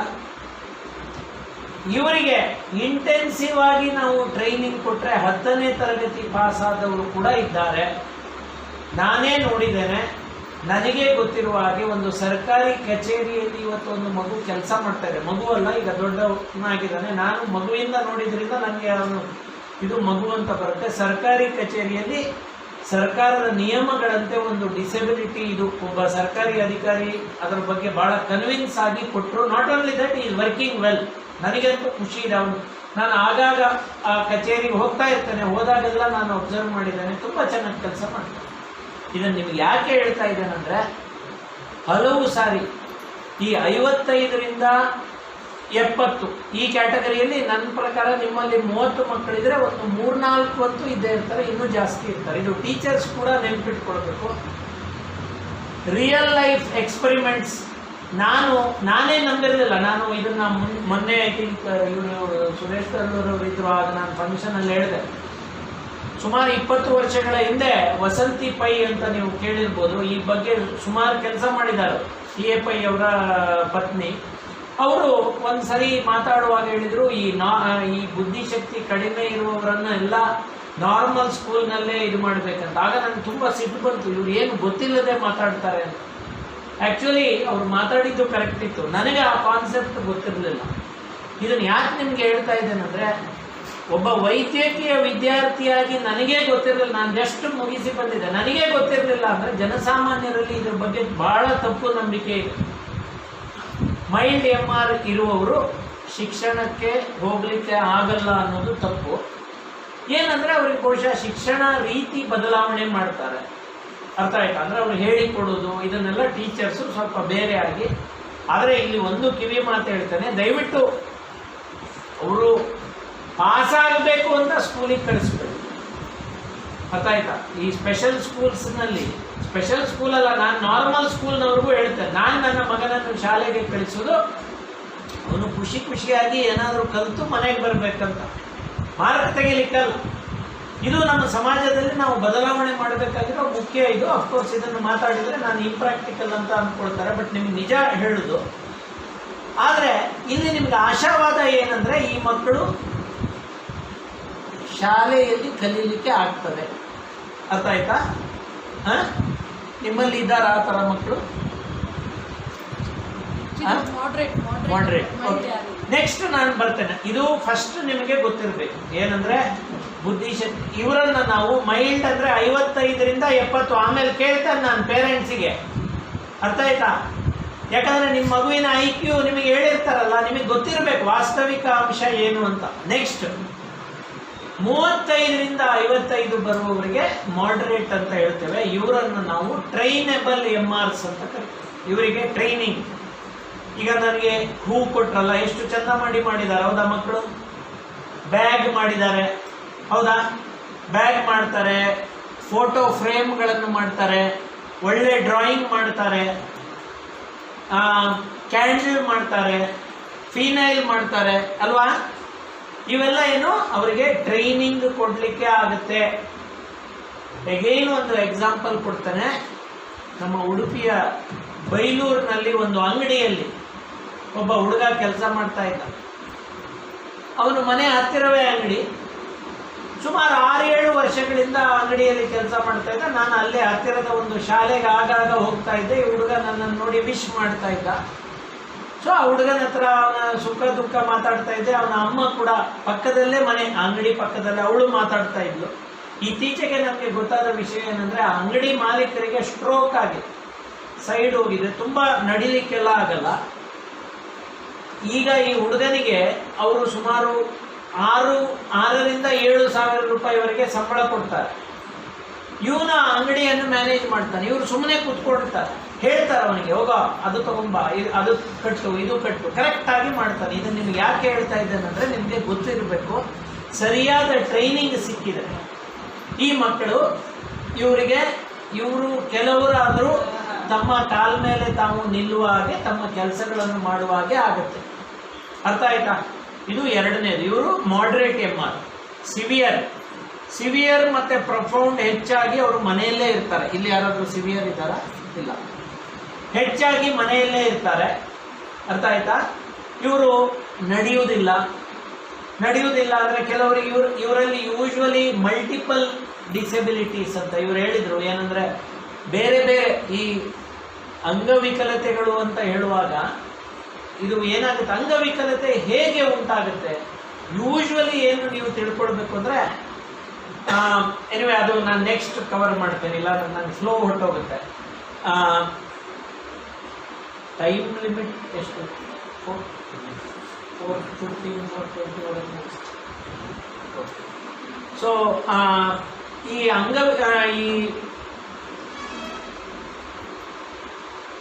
ಈ ಅಂಗವಿಕಲತೆಗಳು ಸಿವಿಯರ್ ಬರುವಾಗ ಮಲ್ಟಿಪಲ್ ಡಿಸಬಿಲಿಟೀಸ್ ಅಂತ ಕರೀತಾರೆ. ಅವ್ರಿಗೆ ಏನಾಗುತ್ತೆ, ನಡಿಲಿಕ್ಕೂ ಆಗಲ್ಲ, ಅರ್ಥ ಆಯ್ತಾ, ನಡಿಲಿಕ್ಕಾಗಲ್ಲ, ಊಟ ಮಾಡೋಕ್ಕೂ ಆಗಲ್ಲ. ಕೆಲವೊಮ್ಮೆ ನೀವು ನೋಡಿರ್ಬೋದು, ಕೈಯೆಲ್ಲ ಕೊಕ್ಕೆ ಕಟ್ಟಿಬಿಟ್ಟಿರುತ್ತೆ, ಕಾಲು ಕೂಡ ಒಂಥರ ಈ ಥರ ಇದಾಗಿರುತ್ತೆ, ಕೊಕ್ಕೆ ಕಟ್ಟಿರುತ್ತೆ. ಅಥವಾ ಅವರಿಗೆ ಕಣ್ಣು ಕಾಣಲ್ಲ, ಕಿವಿ ಕೇಳಿಸಲ್ಲ ಕೆಲವೊಮ್ಮೆ. ಇದನ್ನು ನಾವು ಮಲ್ಟಿಪಲ್ ಡಿಸಬಿಲಿಟೀಸ್, ಈ ಅಂಗವಿಕಲತೆಗಳಲ್ಲಿ ಇವೆಲ್ಲ ಬರುತ್ತೆ. ಐಸೋಲೇಟೆಡ್, ಕೆಲವು ಮಕ್ಕಳಿಗೆ ಬರೀ ಕಿವಿ ಕೇಳಲ್ಲ. ಇಲ್ಲಿ ನೀವು ಕೇಳಿರ್ಬೋದು ವಾಗ್ಜ್ಯೋತಿ ಅಂತ ಶಾಲೆ ಇದೆ, ಹೌದಾ, ಅಲ್ಲಿ ಕಿವಿ ಕೇಳಲ್ಲ, ಮಾತಾಡುವುದಿಲ್ಲ. ಇದು ಒಂದು ರೀತಿಯ ಡಿಸಬಿಲಿಟಿ. ಬುದ್ಧಿಶಕ್ತಿ ಕಡಿಮೆ ಇದೆ, ಅದು ಒಂದು ರೀತಿಯ ಡಿಸಬಿಲಿಟಿ, ಇದು ಮೆಂಟಲ್ ರಿಟಾರ್ಡೇಷನ್. ಅರ್ಥ ಆಯ್ತಾ? ಕೆಲವು ಮಕ್ಕಳಿದ್ದಾರೆ, ಅವರಿಗೆ ಬುದ್ಧಿಶಕ್ತಿ ಎಲ್ಲ ಕರೆಕ್ಟ್ ಇದೆ, ಆದರೆ ಅವರು ಕಣ್ಣಲ್ಲಿ ಕಣ್ಣಿಟ್ಟು ಮಾತಾಡುವುದಿಲ್ಲ, ಬಹಳ ಜನರ ಒಟ್ಟಿಗೆ ಬೆರೆಯುವುದಿಲ್ಲ, ಆಟದ ಸಾಮಾನು ಕೊಟ್ಟರೆ ಪುಡಿ ಪುಡಿ ಮಾಡಿ ಬಿಡ್ತಾರೆ. ಅರ್ಥ ಆಯ್ತಾ? ಆದರೆ ಯಾವುದೋ ಒಂದು ಅಡ್ವರ್ಟೈಸ್ಮೆಂಟು ಜೋರಾಗಿ ಹೇಳ್ತಾರೆ ಟಿವಿಯಲ್ಲಿ, ಸ್ವಲ್ಪ ಕೇಳಿದರೆ ಸಾಕು ಪಟ್ ಅಂತ ಹೇಳ್ತಾರೆ, ನೋಡಿದರೆ ಇಲ್ಲ. ಇದು ಆಟಿಸಮ್ ಅಂತ ಕರೀತಾರೆ. ಕಿವಿ ಕೇಳದಿದ್ರೆ ಹಾಂ ಬಾಯಿ ಬರ್ತದೆ, ಕಿವಿ ಕೇಳಿದ್ರೆ ಬಾಯಿ ಬರ್ತದೆ, ಕಿವಿ ಕೇಳದೇ ಇದ್ರೆ ಹಾಂ ಮೊದಲಿಂದಲೂ ಕೇಳದಿದ್ರೆ ಅವರು ಏನು ಕೇಳಿರುವುದಿಲ್ಲ ಅಲ್ಲ, ಅದರಿಂದಾಗಿ ಅವರಿಗೆ ಬಾಯಿ ಬರೋದಿಲ್ಲ, ಕರೆಕ್ಟ್. ಬಟ್ ಕೆಲವರು ಎಕ್ವೈರ್ಡ್ ಇರುತ್ತೆ, ಆಮೇಲೆ ಫಸ್ಟ್ ಕೇಳ್ತಾ ಇತ್ತು ಅಂತ ಸಂದರ್ಭದಲ್ಲಿ ಅವರಿಗೆ ಮಾತು ಬರುತ್ತೆ. ಅರ್ಥ ಆಯ್ತಾ? ಇದು ಏನಂದ್ರೆ, ಈ ಮಲ್ಟಿಪಲ್ ಡಿಸಬಿಲಿಟೀಸ್ ಯಾಕೆ ಬರುತ್ತೆ ಅಂದ್ರೆ, ಇಡೀ ಬ್ರೈನ್ ಇದೆ ಅಲ್ಲ, ಬ್ರೈನಿನ ಬೇರೆ ಬೇರೆ ಪಾರ್ಟ್ಸ್ಗಳು ಅದನ್ನು ಇಫೆಕ್ಟ್ ಮಾಡುತ್ತೆ. ಈಗ ಬುದ್ಧಿಶಕ್ತಿ ಕಡಿಮೆ ಆಗುವುದೇನಿದೆ, ಇದು ಬ್ರೈನಿನ ಎಲ್ಲ ಭಾಗಗಳಲ್ಲೂ ಬ್ರೈನಿನ ಡೆವಲಪ್ಮೆಂಟ್ ನಿಂತು ಹೋಗ್ಬೋದು. ಕೆಲವರಿಗೆ ಬ್ರೈನಿನ ಮೇಲ್ಮೈ ಅಂತ ಹೇಳ್ತೇವೆ ನಾವು, ಮೋಟಾರ್ ಏರಿಯಾ ಅಂತ ಕರಿತೇವೆ, ಅಲ್ಲಿ ಮಾತ್ರ ತೊಂದರೆ. ಕೆಲವರಿಗೆ ಬುದ್ಧಿಶಕ್ತಿ ಸಮಸ್ಯೆಯೇ ಇಲ್ಲ, ನೀವು ಮಕ್ಕಳು ನೋಡಿರ್ಬೋದು, ಬುದ್ಧಿಶಕ್ತಿ ಎಲ್ಲ ಕರೆಕ್ಟ್ ಇದೆ, ನಡಿಲಿಕ್ಕೆ ಆಗುದಿಲ್ಲ. ಅರ್ಥ ಆಯ್ತಾ? ಕೇಳಿದರೆ ಇಲ್ಲ, ಇದು ನಡೆಯಲ್ಲ, ಸರಿಯಾಗಿ ನಡೆಯಲ್ಲ. ನಿಮಗೆ ಕೇಳಿದರೆ ಹೇಳ್ತಾರೆ, ಆ ಮಗುವಿನ ಹೆರಿಗೆ ಸಂದರ್ಭದಲ್ಲಿ, ಅಂದರೆ ಅದು ಆ ಮಗು ಹುಟ್ಟುವಾಗ ಫೋರ್ಸೆಪ್ಸ್ ಹಾಕುವಾಗ ಸ್ವಲ್ಪ ಹೆಚ್ಚು ಕಡಿಮೆ ಆಯಿತು, ಅದರಿಂದಾಗಿ ಅದು ಯೂಶುವಲ್ ಟೆಂಡೆನ್ಸಿ ಏನಂದರೆ ಡಾಕ್ಟ್ರನ್ನು ಬ್ಲೇಮ್ ಮಾಡ್ತೀರಾ, ಡಾಕ್ಟ್ರು ಫೋರ್ಸೆಪ್ಸ್ ಹಾಕಿದ್ದು ಸರಿಯಾಗಲಿಲ್ಲ ಅಂತ. ಆ್ಯಕ್ಚುಲಿ ಏನಾಗುತ್ತೆ ಅಂದರೆ, ಮಗುವನ್ನು ಹೊರಗೆ ತೆಗೆಯುವುದು ಅಷ್ಟು ಸುಲಭ ಅಲ್ಲ. ಅರ್ಥ ಆಯ್ತಾ? ಕೆಲವೊಮ್ಮೆ ಏನಾಗುತ್ತಂದ್ರೆ, ಆ ಮಗು ಆ ಫೋರ್ಸೆಪ್ಸ್ ಅಲ್ಲಿ ಸಿಕ್ಕಾಕೊಳ್ಳುವಾಗಲೂ ಒದ್ದಾಡ್ಬೋದು, ಮಗುವಿಗೆ ಬ್ಲಡ್ ಸಪ್ಲೈ, ಆಕ್ಸಿಜನ್ ಕಡಿಮೆ ಆಗ್ಬೋದು. ಅರ್ಥ ಆಯ್ತಾ? ಜನನ ನಾಳದಲ್ಲಿ ಸಿಕ್ಕಾಕೊಂಡಿರ್ಬೋದು, ಅಬ್ಸ್ಟ್ರಕ್ಟೆಡ್ ಲೇಬರ್ ಅಂತ ಕರೀತಾರೆ. ಸೊ ಇಂಥ ಸಂದರ್ಭಗಳಲ್ಲಿ ಆಗಿರುತ್ತೆ. ಯಾವುದೇ ಡಾಕ್ಟ್ರು ಫೋರ್ಸೆಪ್ಸ್ ಅಪ್ಲೈ ಮಾಡಲಿಕ್ಕೆ ಗೊತ್ತಿಲ್ಲದೆ ಮಾಡೋದಲ್ಲ. ಅರ್ಥ ಆಯ್ತಾ ನಿಮಗೆ? ಬಟ್ ಇದು ಈ ಕಾರಣದಿಂದ ಏನಾಗುತ್ತಂದ್ರೆ, ಈ ಮಗುವನ್ನ ತೆಗೆಯುವಾಗ ಮಗುವಿನ ಮೇಲ್ಮೈಯಲ್ಲಿ ಈ ಮೋಟಾರ್ ಏರಿಯಾ ಅಂದರೆ ನಾವು ಬರೆಯುವುದು, ನಾವು ನಡೆಯುವುದು, ಇದೆಲ್ಲ ಡಿಸೈಡ್ ಮಾಡುವಂಥ ಏರಿಯಾ. ಈ ನಮ್ಮ ಬ್ರೈನಿನ ಕನ್ಸ್ಟ್ರಕ್ಷನ್ ಹೇಗಂದ್ರೆ ಬಹಳ ವಿಚಿತ್ರವಾಗಿರುತ್ತೆ. ನೀವೆಲ್ಲ ಕೇಳಿರ್ಬೋದು, ಬಲ ಬ್ರೈನಿಗೆ ಇದಾದರೆ ಎಡಗಡೆ ಹೋಗುತ್ತೆ, ಕೇಳಿದಿರಾ? ಅದು ಎಡಗಡೆ ಇದಾದರೆ ಬಲಗಡೆ ಹೋಗುತ್ತೆ. ಇದು ಏನಂದ್ರೆ ಬಹಳ ವಿಚಿತ್ರವಾದ ಇದು. ಬ್ರೈನ್ನ ಮೇಲ್ಗಡೆ ಈ ಇದರಲ್ಲಿ ನಡಿಲಿಕ್ಕೆ ಅಂತಲೇ ಒಂದು ಏರಿಯಾ ಇರುತ್ತೆ. ಕೆಲವರಿಗೆ ಇಲ್ಲಿ ಏನು ಪೆಟ್ಟು ಬೀಳಲ್ಲ, ಬ್ರೈನಿಗೆ ಮಾತ್ರ. ನೀವು ಕೇಳಿರ್ಬೋದು, ಸ್ಟ್ರೋಕ್ ಆಯಿತು ಅವರಿಗೆ ಸ್ಟ್ರೋಕ್ ಅಂದರೆ ಏನು ಹೇಳ್ತಾರೆ, ಪಾರ್ಶ್ವವಾಯು ಅಂತ ಕರೀತಾರೆ, ಹೌದಾ? ಅವರಿಗೆ ಬ್ರೈನ್ನಲ್ಲಿ ಆಯಿತು, ಆಮೇಲಿಂದ ನಡಿಲಿಕ್ಕಾಗಲ್ಲ ಅಂತ ಕೇಳಿದರೆ ಇಲ್ಲ. ಇದೇ ರೀತಿ ಮಗು ಹುಟ್ಟುವಾಗ ಬ್ರೈನಿನ ಯಾವುದೋ ಒಂದು ಭಾಗಕ್ಕೆ ಪೆಟ್ಟು ಬೀಳುತ್ತೆ, ಆದರೆ ಇಡೀ ಬ್ರೈನಿಗೆ ಬೀಳಲ್ಲ. ಇಂಥ ಮಕ್ಕಳನ್ನು ನಾವು ಸೆರೆಬ್ರಲ್ ಪ್ಯಾಲ್ಸಿ ಅಂತ ಕರಿತೀವಿ. ಈ ಮಕ್ಕಳು, ಇದನ್ನು ಯಾಕೆ ನಿಮಗೆ ಒತ್ತಿ ಹೇಳ್ತಾ ಇದ್ದೇನೆ ಅಂದರೆ, ಕೆಲವು ಮಕ್ಕಳು ಬುದ್ಧಿಶಕ್ತಿ ಅವರದು ನಾರ್ಮಲ್ ಇರ್ಬೋದು, ಅವರಿಗೆ ಬುದ್ಧಿಶಕ್ತಿಯ ಭಾಗ ಏನೂ ಟಚ್ ಆಗಿರಲ್ಲ, ಬರೀ ನಡೆಯೋದೋ ಬರೆಯೋದೋ ಅಂಥದ್ದೊಂದು ಮಾತ್ರ ಟಚ್ ಮಾಡಿ, ಅಂದರೆ ಅಲ್ಲಿ ಡ್ಯಾಮೇಜ್ ಆಗಿರುತ್ತೆ. ಅರ್ಥ ಆಗ್ತಾ ಇದೆಯಾ? ಸೊ ಸೆರೆಬ್ರಲ್ ಪ್ಯಾಲ್ಸಿ ಅಂತೇವೆ, ಮತ್ತು ಬ್ಲೈಂಡ್ನೆಸ್ಸು, ಡೆಫ್ ಆ್ಯಂಡ್ ಡಂಬು. ಅರ್ಥ ಆಯ್ತಾ? ಹೀಗೆ ಬೇರೆ ಬೇರೆ ಥರದ ಡಿಸೆಬಿಲಿಟೀಸ್ ಬರುತ್ತೆ. ಅದರಲ್ಲಿ ಸುಮಾರು ಇಂಪಾರ್ಟೆಂಟ್ ಈ ಶಾಲೆಯಲ್ಲಿ ಇರುವ ಡಿಸೆಬಿಲಿಟೀಸ್ ಅಂದರೆ ಮುಖ್ಯವಾಗಿ ಮೆಂಟಲ್ ರಿಟಾರ್ಡೇಷನ್, ಆಟಿಸಮ್. ಬೇರೆ ಯಾವುದಾದ್ರೂ ಇದೆಯಾ? Down syndrome. Okay, down syndrome ನಾನು ನೆಕ್ಸ್ಟ್ ಬರ್ತೇನೆ ಈಗ. ಸೊ ನಿಮಗೆ ಈಗ ಅರ್ಥ ಆಯ್ತಾ? IQ ನೋಡಿ ನಾವು ಅವರಿಗೆ ಶಿಕ್ಷಣ 75% ಮಕ್ಕಳಿಗೆ ಶಿಕ್ಷಣವನ್ನು ಕೊಡಬಹುದು. ಅದರಿಂದ ಆ ಮಕ್ಕಳು ಇಲ್ಲಿಲ್ಲ, ಅವರೆಲ್ಲ ಎಲ್ಲಿದ್ದಾರೆ ಅವರು? ಮನೆಯಲ್ಲಿಲ್ಲ, ಅವರೆಲ್ಲ ಶಾಲೆಗಳಲ್ಲಿ ಇದ್ದಾರೆ, ಸಾಮಾನ್ಯ ಶಾಲೆಗಳಲ್ಲಿ, ಈಗ ಮನೆಯಲ್ಲೇ ಇದ್ದಾರೆ ಬಿಡಿ. ಓಕೆ, ಸೊ ಇದು ಅರ್ಥ ಆಯ್ತಲ್ಲ. ಇಲ್ಲಿ ಇರುವುದು ಯೂಶುವಲಿ ಟೀಚರ್ ಹೇಳಿದಾಗೆ ಮಾಡ್ರೇಟ್ ಮೆಂಟಲ್ ರಿಟಾರ್ಡೇಷನ್ ಈ ಶಾಲೆಗಳಲ್ಲಿ ಬರುವುದು. ಅರ್ಥ ಆಯ್ತಾ? ಇವರಿಗೆ ಏನ್ ಮಾಡ್ಬೋದು ನಾವು? ಟ್ರೈನಿಂಗ್. ಅರ್ಥ ಆಗ್ತಾ ಇದೆಯಾ? ಮೂರನೇದು ಸಿವಿಯರ್ ಮತ್ತೆ ಪ್ರೊಫೌಂಡ್. ಇವರು ಏನಂದ್ರೆ ಡಿಪೆಂಡೆಬಲ್ MRs ಅಂತ ಕರೀತಾರೆ. ಇವರು ನಿಮ್ಮ ಮೇಲೆ ಡಿಪೆಂಡ್ ಆಗಿರ್ತಾರೆ. ಅಪ್ಪ ಅಮ್ಮ ಪ್ರತಿಯೊಂದಕ್ಕೂ ಅವರೇ ನೋಡಬೇಕು. ಅರ್ಥ ಆಯ್ತಾ? ಮೂತ್ರ ಕೂಡ ಅಲ್ಲೇ ಮಾಡ್ತಾರೆ, ಪಾಯ್ಕಣೆ ಅಲ್ಲೇ ಮಾಡ್ತಾರೆ, ಎದ್ದು ಹೋಗಲ್ಲ. ಕೆಲವು ಮಕ್ಕಳು ಮಲಗಿದಲ್ಲೇ ಇರ್ತಾರೆ, ಕೆಲವು ಮಕ್ಕಳಿಗೆ ಇವರಿಗೆ ಫಿಟ್ಸ್ ಎಲ್ಲ ಬರ್ತಾ ಇರುತ್ತೆ. ಅರ್ಥ ಆಗ್ತಾ ಇದೆಯಾ? ಸೊ ಇವರುಗಳು ಯೂಶುವಲಿ ಏನಿರುತ್ತೆ, ಇವರಿಗೆ ಮಲ್ಟಿಪಲ್ ಡಿಸೆಬಿಲಿಟೀಸ್ ಇರುತ್ತೆ. ಇವರಿಗೆ ಫಿಟ್ಸ್ ಕಾಯಿಲೆ ಇರುತ್ತೆ, ಇವರಿಗೆ ನಡಿಲಿಕ್ಕೆ ಕೂಡ ಆಗಲ್ಲ. ಅರ್ಥ ಆಯ್ತಾ? ಇವರಿಗೆ ಕೆಲವರಿಗೆ ನಡಿಲಿಕ್ಕೂ ಆಗಲ್ಲ, ಫಿಟ್ಸ್ ಕಾಯಿಲೆನೂ ಇದೆ, ಕಿವಿನೂ ಕೇಳಿಸಲ್ಲ, ಕಣ್ಣು ಕಾಣಲ್ಲ. ಅರ್ಥ ಆಗ್ತಾ ಇದೆ ನಿಮಗೆ? ಇದು ಮಲ್ಟಿಪಲ್ ಡಿಸೆಬಿಲಿಟೀಸು ಇವರಲ್ಲಿ ಇರುತ್ತೆ. ಸೊ ನೆಕ್ಸ್ಟ್ ಬರೋದು ಕಾರಣ ಏನು ಇವಕ್ಕೆಲ್ಲ? ಏನು ಕಾರಣಗಳಿರ್ಬೋದು ಹೇಳ್ಬೋದಾ? ನಿಮಗೆ ಗೊತ್ತಿರುತ್ತೆ, ನಿಮಗೆ ಡಾಕ್ಟರ್ ಹೇಳಿರ್ತಾರೆ ಏನು ಕಾರಣ. ನಿಮ್ಮ ಮಗುವಿನಲ್ಲಿ ಬುದ್ಧಿಶಕ್ತಿ ಕಡಿಮೆ ಆಗ್ಲಿಕ್ಕಿರ್ಬೋದು, ಅಥವಾ ಈ ತರದ ಅಂಗವಿಕಲತೆ ಬರಲಿಕ್ಕೆ ಕಾರಣಗಳು ಏನು? ಸೊ ಜನಸಾಮಾನ್ಯರು ನೀವು ತಿಳ್ಕೊಳ್ಬೇಕಾಗಿರೋದು ಮೊದಲನೇದು ಜೆನೆಟಿಕ್ ಕಾಸ್ ಅಂತ ಕರೀತಾರೆ. ಜೆನೆಟಿಕ್ ಅಂದ್ರೆ ಕೆಲವು ಈ ನೀವು ನಮ್ಮ ಅನುವಂಶಿಕವಾಗಿ ಬರುವ ಕಾರಣ. ಅರ್ಥ ಆಯ್ತಾ? ಮತ್ತೆ ಈ ಕ್ರೋಮೋಸೋಮಲ್ ಅನಾಮಲೀಸ್ ಅಂತ ಹೇಳ್ತೇವೆ, ವರ್ಣತಂತುಗಳು, ಇದರಲ್ಲಿ ಬರುವ ಅನಾಮಲೀಸ್, ಇದೆಲ್ಲ ನಿಮ್ಮ ಕೈಯಲ್ಲಿ ಇಲ್ಲ. ಸಡನ್ ಆಗಿ ಏನೋ ಒಂದು ಚೇಂಜ್ ಆಗುತ್ತೆ. ಈಗ ನೀವು ನಿಮಗೆ ಸುಲಭವಾಗಿ ಇದು ಮಾಡ್ಕೊಳ್ಬೇಕು ಅಂದ್ರೆ ಈ ಕೊರೋನಾ ವೈರಸ್, ಹೌದಾ? ಈಗ ಕೊರೋನಾ ವೈರಸ್ ಮೊದಲಿಂದಲೂ ಇದೆ, ಇದನ್ನು ನಾವು ನೋವೆಲ್ ಕೊರೋನಾ ವೈರಸ್ ಅಂತ ಕರಿತೀವಿ, ಹೌದಾ? ಅದು ಏನಾಯ್ತು, ಇದ್ದದ್ದೇ ಒಂದು ವೈರಸ್ಸು, ಅದರದ್ದು ಇದು ಬದಲಾವಣೆ ಆಯ್ತು. ಅರ್ಥ ಆಯ್ತಾ? ಹಾಗೆ ನಿಮ್ಮ ವರ್ಣತಂತುಗಳಲ್ಲಿ, ಅಮ್ಮ ಅಪ್ಪನ ವರ್ಣತಂತುಗಳು, ಅಮ್ಮ ಅಪ್ಪ ಸೇರಿ ಮಗು ಹುಟ್ಟುವಾಗ ಆ ವರ್ಣತಂತುಗಳಲ್ಲಿ ಒಂದು ಬದಲಾವಣೆ ಆಗೋದು. ಒಂದು ಈ ನಾನು ತುಂಬಾ ಮೆಡಿಕಲ್ ಡೀಟೇಲ್ಸ್ಗೆ ಹೋಗಲ್ಲ, ಸಿಂಪಲ್ ಆಗಿ ತಿಳ್ಕೊಳ್ಳಿ. ಎಕ್ಸ್ ಅಂಡ್ ವೈ ಕ್ರೋಮೋಸೋಮ್ಸ್ ಅಂತ ಇದೆ. ಈ ಕ್ರೋಮೋಸೋಮ್ಸ್ ನಲ್ಲಿ ಒಂದು ವೈ ಕ್ರೋಮೋಸೋಮ್ ಆ್ಯಡ್ ಆಗುದು. ಅರ್ಥ ಆಯ್ತಾ? ಈ ತರ XY ಮತ್ತೆ XX ಗಂಡು ಹೆಣ್ಣು, ಇದನ್ನು ನಾವು ಇದು ಮಾಡ್ತೇವೆ. ಇದು ಈ ಕೆಲವು ಸಂದರ್ಭಗಳಲ್ಲಿ ಈ ಕ್ರೋಮೋಸೋಮ್ನಲ್ಲಿ ಏನೋ ಒಂದು ಬದಲಾವಣೆ ಬಂದು ಕೆಲವರಿಗೆ ಡೌನ್ ಸಿಂಡ್ರೋಮ್ ಅಂತೇವೆ, ಸಿಂಡ್ರೋಮ್ X ಅಂತ ಹೇಳ್ತೇವೆ, ಕ್ಲೈನ್ ಫೆಲ್ಟರ್ ಸಿಂಡ್ರೋಮ್ ಅಂತ ಹೇಳ್ತೇವೆ. ಬೇರೆ ಬೇರೆ ಥರದ ಸಿಂಡ್ರೋಮ್ಗಳು ಇರುತ್ತೆ. ಇನ್ನೂ ಕೆಲವರಿಗೆ ತಾಯಿ ಗರ್ಭಿಣಿಯಾದಂತಹ ಸಂದರ್ಭದಲ್ಲಿ, ನಮ್ಮ ದೇಶದಲ್ಲಿ ಪ್ರಾಬ್ಲಮ್ ಏನಂದ್ರೆ ಇವೆಲ್ಲ ಕಂಡುಹಿಡಿಯುವಾಗಲೇ ಲೇಟ್ ಆಗ್ತದೆ. ಗರ್ಭಿಣಿ ಅಂತ ಗೊತ್ತಾಗಲಿಕ್ಕೆ 2 ತಿಂಗಳು 3, ಮೊದಲನೇ ಸರಿ ಮುಟ್ಟು ನಿಂತಾಗ ಅವ್ರು ಜಾಸ್ತಿ ಕೇರ್ ತಗೊಳ್ಳೋದಿಲ್ಲ. ಅರ್ಥ ಆಯ್ತಾ? ಅವಳು ಇರ್ಲಿಕ್ಕಿಲ್ಲ. ಅಫ್ಕೋರ್ಸ್ ಈಗೆಲ್ಲ ಬದಲಾಗಿದೆ, ಆದರೂ ಕೂಡ ಮೊದಲಿಂದಲೂ ಈಗ ನಾನು ನೋಡಿದ್ದೇನೆ ಕೆಲವು ಕಡೆ ಹೇಗೆ ಆಗಿದೆ ಅಂತ, ಅದಕ್ಕೋಸ್ಕರ ಹೇಳ್ತಾ ಇದ್ದೇನೆ. ಮುಟ್ಟು ನಿಂತಿಲ್ಲ ಅಂದ್ರೂ ಅದ್ರ ಬಗ್ಗೆ ಯೋಚನೆ ಮಾಡುವುದಿಲ್ಲ. ಅರ್ಥ ಆಯ್ತಾ? ಏನೋ ಒಂದು ಮಾತ್ರೆ ತಗೊಳ್ಳೋದು, ನೀವೆಲ್ಲ ಕೇಳಿರ್ಬೋದು ಅಲ್ವಾ? ಮಾತ್ರೆ ತಗೊಂಡಿದ್ರಾ ಕೇಳ್ತಾರೆ ಡಾಕ್ಟ್ರು, ನಿಮ್ಗೇನಾದರೂ ಜ್ವರ ಬಂದಿತ್ತಾ ಕೇಳ್ತಾರೆ.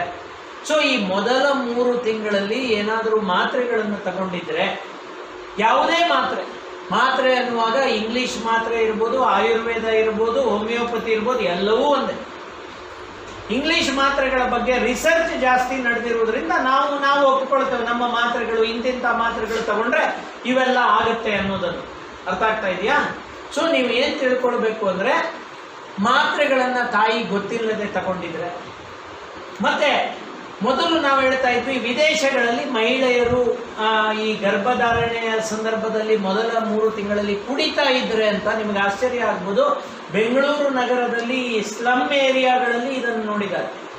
ಸ್ಲಮ್ ಏರಿಯಾಸ್ನಲ್ಲಿ ಮಹಿಳೆಯರು ಸಿಕ್ಕಾಪಟ್ಟೆ ಕುಡಿದು ಅವರಿಗೆ ಹುಟ್ಟುವ ಮಕ್ಕಳು, ಅಂದರೆ ಅಂಗವಿಕಲತೆಯಿಂದ ಹುಟ್ಟುವಂಥದ್ದು. ಒಟ್ಟು ತಾಯಿ ಎಲ್ಲಿಯೂ ಆಗಲಿ, ಬೆಂಗಳೂರಿನಲ್ಲಾಗಲಿ, ಫಾರಿನ್ನಲ್ಲಾಗಲಿ, ಉಡುಪಿಯಲ್ಲಾಗಲಿ, ಎಲ್ಲೇ ಆಗಲಿ, ತಾಯಿ ಮೊದಲ 3 ತಿಂಗಳಲ್ಲಿ ಏನಾದರೂ ಈ ಥರದ ಪದಾರ್ಥಗಳನ್ನು ತಗೊಳ್ತಾ ಇದ್ದಾರೆ, ಅಂದರೆ ಸಬ್ಸ್ಟೆನ್ಸ್ ಆಫ್ ಅಬ್ಯೂಸ್ ಅಂತ ಹೇಳ್ತೇವೆ, ಆಲ್ಕೋಹಾಲು, ಸಿಗರೆಟ್ಟು, ಗುಟ್ಕಾ, ಆಮೇಲೆ ಈ ಇದು ಏನು ಗಾಂಜಾ, ಇಂಥ ಪದಾರ್ಥಗಳನ್ನು ತಗೊಳ್ತಾ ಇದ್ರೆ ಅಂತ ಸಂದರ್ಭದಲ್ಲಿ ಮಗುವಿನ ಬೆಳವಣಿಗೆಯ ಮೇಲೆ, ಮಗುವಿನ ಮೆದುಳಿಗೆ, ಯಾಕಂದ್ರೆ ತಾಯಿಗೂ ಮಗುವಿಗೂ ಕನೆಕ್ಷನ್ ಇದೆ, ನಿಮ್ಗೆ ಗೊತ್ತಲ್ಲ, ಪ್ಲಾಸೆಂಟಾ ಅಂತ ಕರೀತಾರೆ. ಸೊ ತಾಯಿ ಏನೆಲ್ಲ ತಿಂತಾಳೆ ಅದೆಲ್ಲ ಮಗುವಿಗೆ ಹೋಗ್ತದೆ, ಕೇಳಿದಿರಲ್ವಾ? ಸೊ ಇದು ಅಪಕ್ವವಾದ, ಏನೂ ಬೆಳವಣಿಗೆ ಇಲ್ಲದ ಮೆದುಳು ಮಾತ್ರ ಅಲ್ಲ, ದೇಹದ ಬೇರೆ ಬೇರೆ ಅಂಗಾಂಗಗಳು, ಇವು ಬೆಳವಣಿಗೆ, ಆರ್ಗ್ಯಾನೋಜೆನೆಸಿಸ್ ಅಂತ ಕರಿತೇವೆ. ಅಂದರೆ ನಮ್ಮ ದೇಹದ ಆರ್ಗನ್ಸ್ ಬೆಳೆಯುವ ಟೈಮ್ ಇದೆಯಲ್ಲ, ಮೊದಲ 3 ತಿಂಗಳು.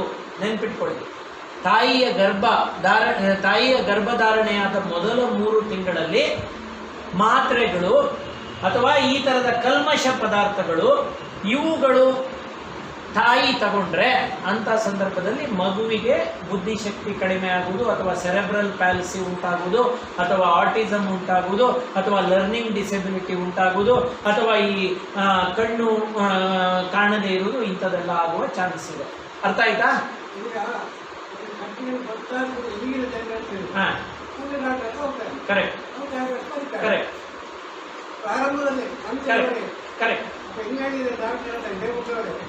ಇಂಗ್ಲೆಂಡ್ನಲ್ಲಿ ಗರ್ಭಿಣಿಯರಿಗೆ ಮಾತ್ರೆ ಬಹಳ ಕಡಿಮೆ. ಓಕೆ, ಅಲ್ಲ ಅದು ಅವರ ಪರಿಸ್ಥಿತಿ ಬೇರೆ, ಇಲ್ಲಿಯ ಪರಿಸ್ಥಿತಿ ಬೇರೆ ಅಲ್ಲ. ಇಲ್ಲಿ ವಿಟಮಿನ್ ಡಿಫಿಷಿಯನ್ಸಿ ಎಲ್ಲ ಜಾಸ್ತಿ ಇರುತ್ತಲ್ಲ, ಅದರಿಂದ ಅರ್ಥ ಆಯ್ತಾ? ಅಲ್ಲಿಯ ಇದು ಬೇರೆ.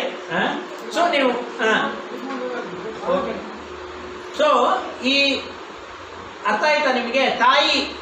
ತಾಯಿಯ ಗರ್ಭಧಾರಣೆಯ ಸಂದರ್ಭದಲ್ಲಿ ತಾಯಿಗೆ ಏನಾದರೂ ಸಮಸ್ಯೆ ಆದರೆ, ತಾಯಿಗೆ ಜ್ವರ ಬಂದರೆ ಡಾಕ್ಟರ್ಗಳು ಯೂಶಲಿ ಒಂದು ಪ್ರಶ್ನೆ ಕೇಳ್ತಾರೆ, ನಿನಗೆ ಜ್ವರ ಬಂದು ಕಿವಿ ಹತ್ರ ಏನಾದರೂ ನಿನಗೆ ರ್ಯಾಷಸ್ ಆಗಿತ್ತಾ, ಕೆಂಪು ಆಗಿತ್ತಾ ಅಂತ. ಏನಂದರೆ ರುಬೆಲ್ಲಾ ಅಂತ. ಇವೆಲ್ಲ ಭಾಳ ಕಡಿಮೆ ಆಗಿದೆ ಈಗ. ಬಟ್ ಏನಂದರೆ ನೀವು ತಿಳ್ಕೊಂಡಿರ್ಬೇಕು, ಯಾಕಂದರೆ ನಾವು ಇಷ್ಟು ಅಂದ್ಕೊಂಡು ಈಗಲೂ, ನಾನು ಒಂದು 2 ವರ್ಷದ ಹಿಂದೆ ಒಂದು ತಾಯಿ, ಮೊದಲನೇ ಮಗು ಬುದ್ಧಿಶಕ್ತಿ ಕಡಿಮೆ ಇತ್ತು, 2ನೇ ಮಗು ಹಾಗೆ. ಅಂದರೆ ಅವರಿಗೆ ಗೊತ್ತಾಗಲ್ಲ. ಅಂದರೆ ನೀವು ಇನ್ನೊಂದು ತಿಳ್ಕೊಳ್ಬೇಕು, ಕೆಲವು ಸಂದರ್ಭಗಳಲ್ಲಿ ಒಂದು ಮಗುವಿಗೆ ಬುದ್ಧಿಶಕ್ತಿ ಕಡಿಮೆ ಉಂಟಾಗಿದ್ರೆ ಇನ್ನೊಂದು ಮಗು ಹುಟ್ಟುವಾಗ ನೀವು ಜಾಗ್ರತೆ ವಹಿಸಬೇಕಾಗುತ್ತೆ ಕೆಲವು ವಿಷಯಗಳು. ಯಾಕಂದರೆ ಹೇಳಿದಲ್ಲ, ಅನುವಂಶಿಕ ಕಾರಣಗಳಿರುತ್ತೆ. ನೀವು ನೋಡಿರ್ಬೋದಲ್ಲ, ಒಂದೇ ಮನೆಯಲ್ಲಿ 2-3 ಜನ ಬುದ್ಧಿಶಕ್ತಿ ಕಡಿಮೆ ಇರುವವರು ಹುಡ್ತಾರೆ, ಮೊದಲನೇ ಮಗು 2ನೇ ಮಗು. ಇದಕ್ಕೋಸ್ಕರ ಹೇಳ್ತಾ ಇರೋದು.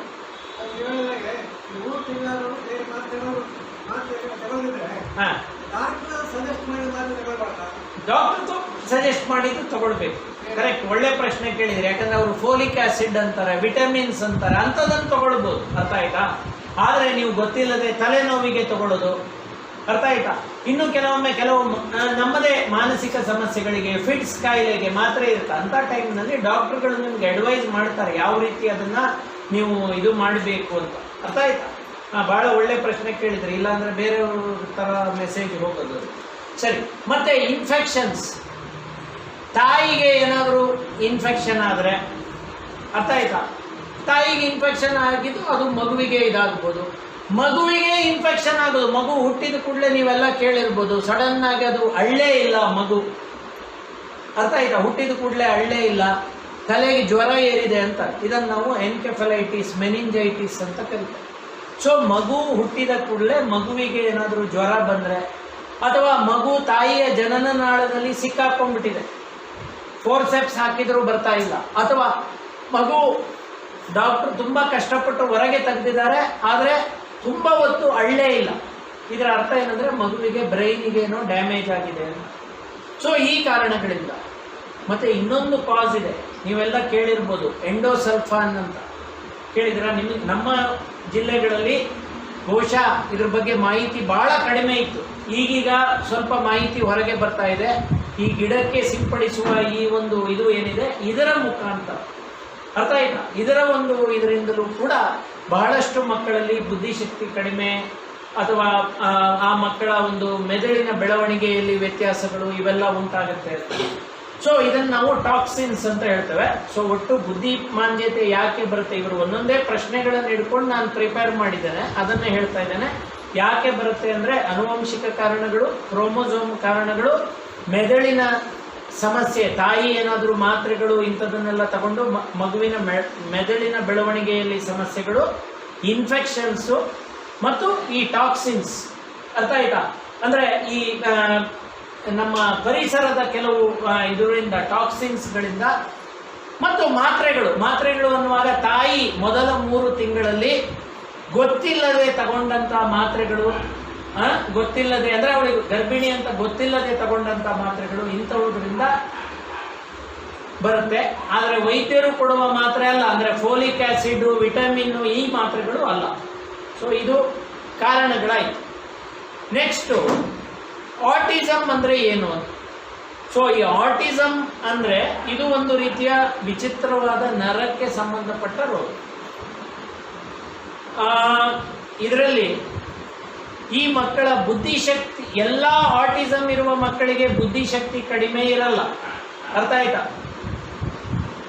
ಅರ್ಥ ಆಗ್ತಿದೆಯಾ ನಿಮಗೆ? ಎಲ್ಲ ಬುದ್ಧಿಶಕ್ತಿ ಕಡಿಮೆ ಇರುವವರಲ್ಲಿ ಆಟಿಸಮ್ ಇರಲ್ಲ, ಎಲ್ಲ ಆಟಿಸಮ್ ಇರುವ ಮಕ್ಕಳಲ್ಲಿ ಬುದ್ಧಿಶಕ್ತಿ ಕಡಿಮೆ ಇರಲ್ಲ. ಈ ಆಟಿಸಮ್ ಇರುವ ಮಕ್ಕಳು ಇವರದ್ದು ಒಂದು ಇದು ಏನಂದ್ರೆ, ಗುಣ ಏನಂದ್ರೆ, ಒಂದು ಕಮ್ಯುನಿಕೇಶನ್ ಅಂದ್ರೆ ಇನ್ನೊಂದು ಮಗುವೊಟ್ಟಿಗೆ ಮಾತಾಡೋದು, ಇನ್ನೊಂದು ಮಗುವಿಗೆ ಮುಖ ಕೊಟ್ಟು ಮಾತಾಡೋದಿಲ್ಲ. ಅಪ್ಪನನ್ನು ನೋಡಿದರೆ, ಈಗ ನಿಮ್ಮ ಮಕ್ಕಳು ಇವನ್ ಕೆಲವೊಮ್ಮೆ ಬುದ್ಧಿಶಕ್ತಿ ಕಡಿಮೆ ಇದ್ರು ಅಪ್ಪನನ್ನು ನೋಡಿದ ಕೂಡಲೇ ಓಡಿ ಹೋಗಿ ಅಪ್ಪಿಕೊಳ್ತಾರೆ, ಅಮ್ಮ ಅಂತ ಕರೀತಾರೆ. ಅಮ್ಮನನ್ನು ನೋಡಿದ ಕೂಡಲೇ ಒಂದು ಖುಷಿ, ಹೌದಾ? ಈ ಮಕ್ಕಳಿಗೆ ಅದೇ ಇರಲ್ಲ. ಕಮ್ಯುನಿಕೇಶನೇ ಇಲ್ಲ, ಐ ಟು ಐ ಕಾಂಟ್ಯಾಕ್ಟ್ ಇಲ್ಲ. ಮತ್ತೆ ಇವರುಗಳಿಗೆ ಆಟ ಆಡಲಿಕ್ಕೆ ಬರಲ್ಲ.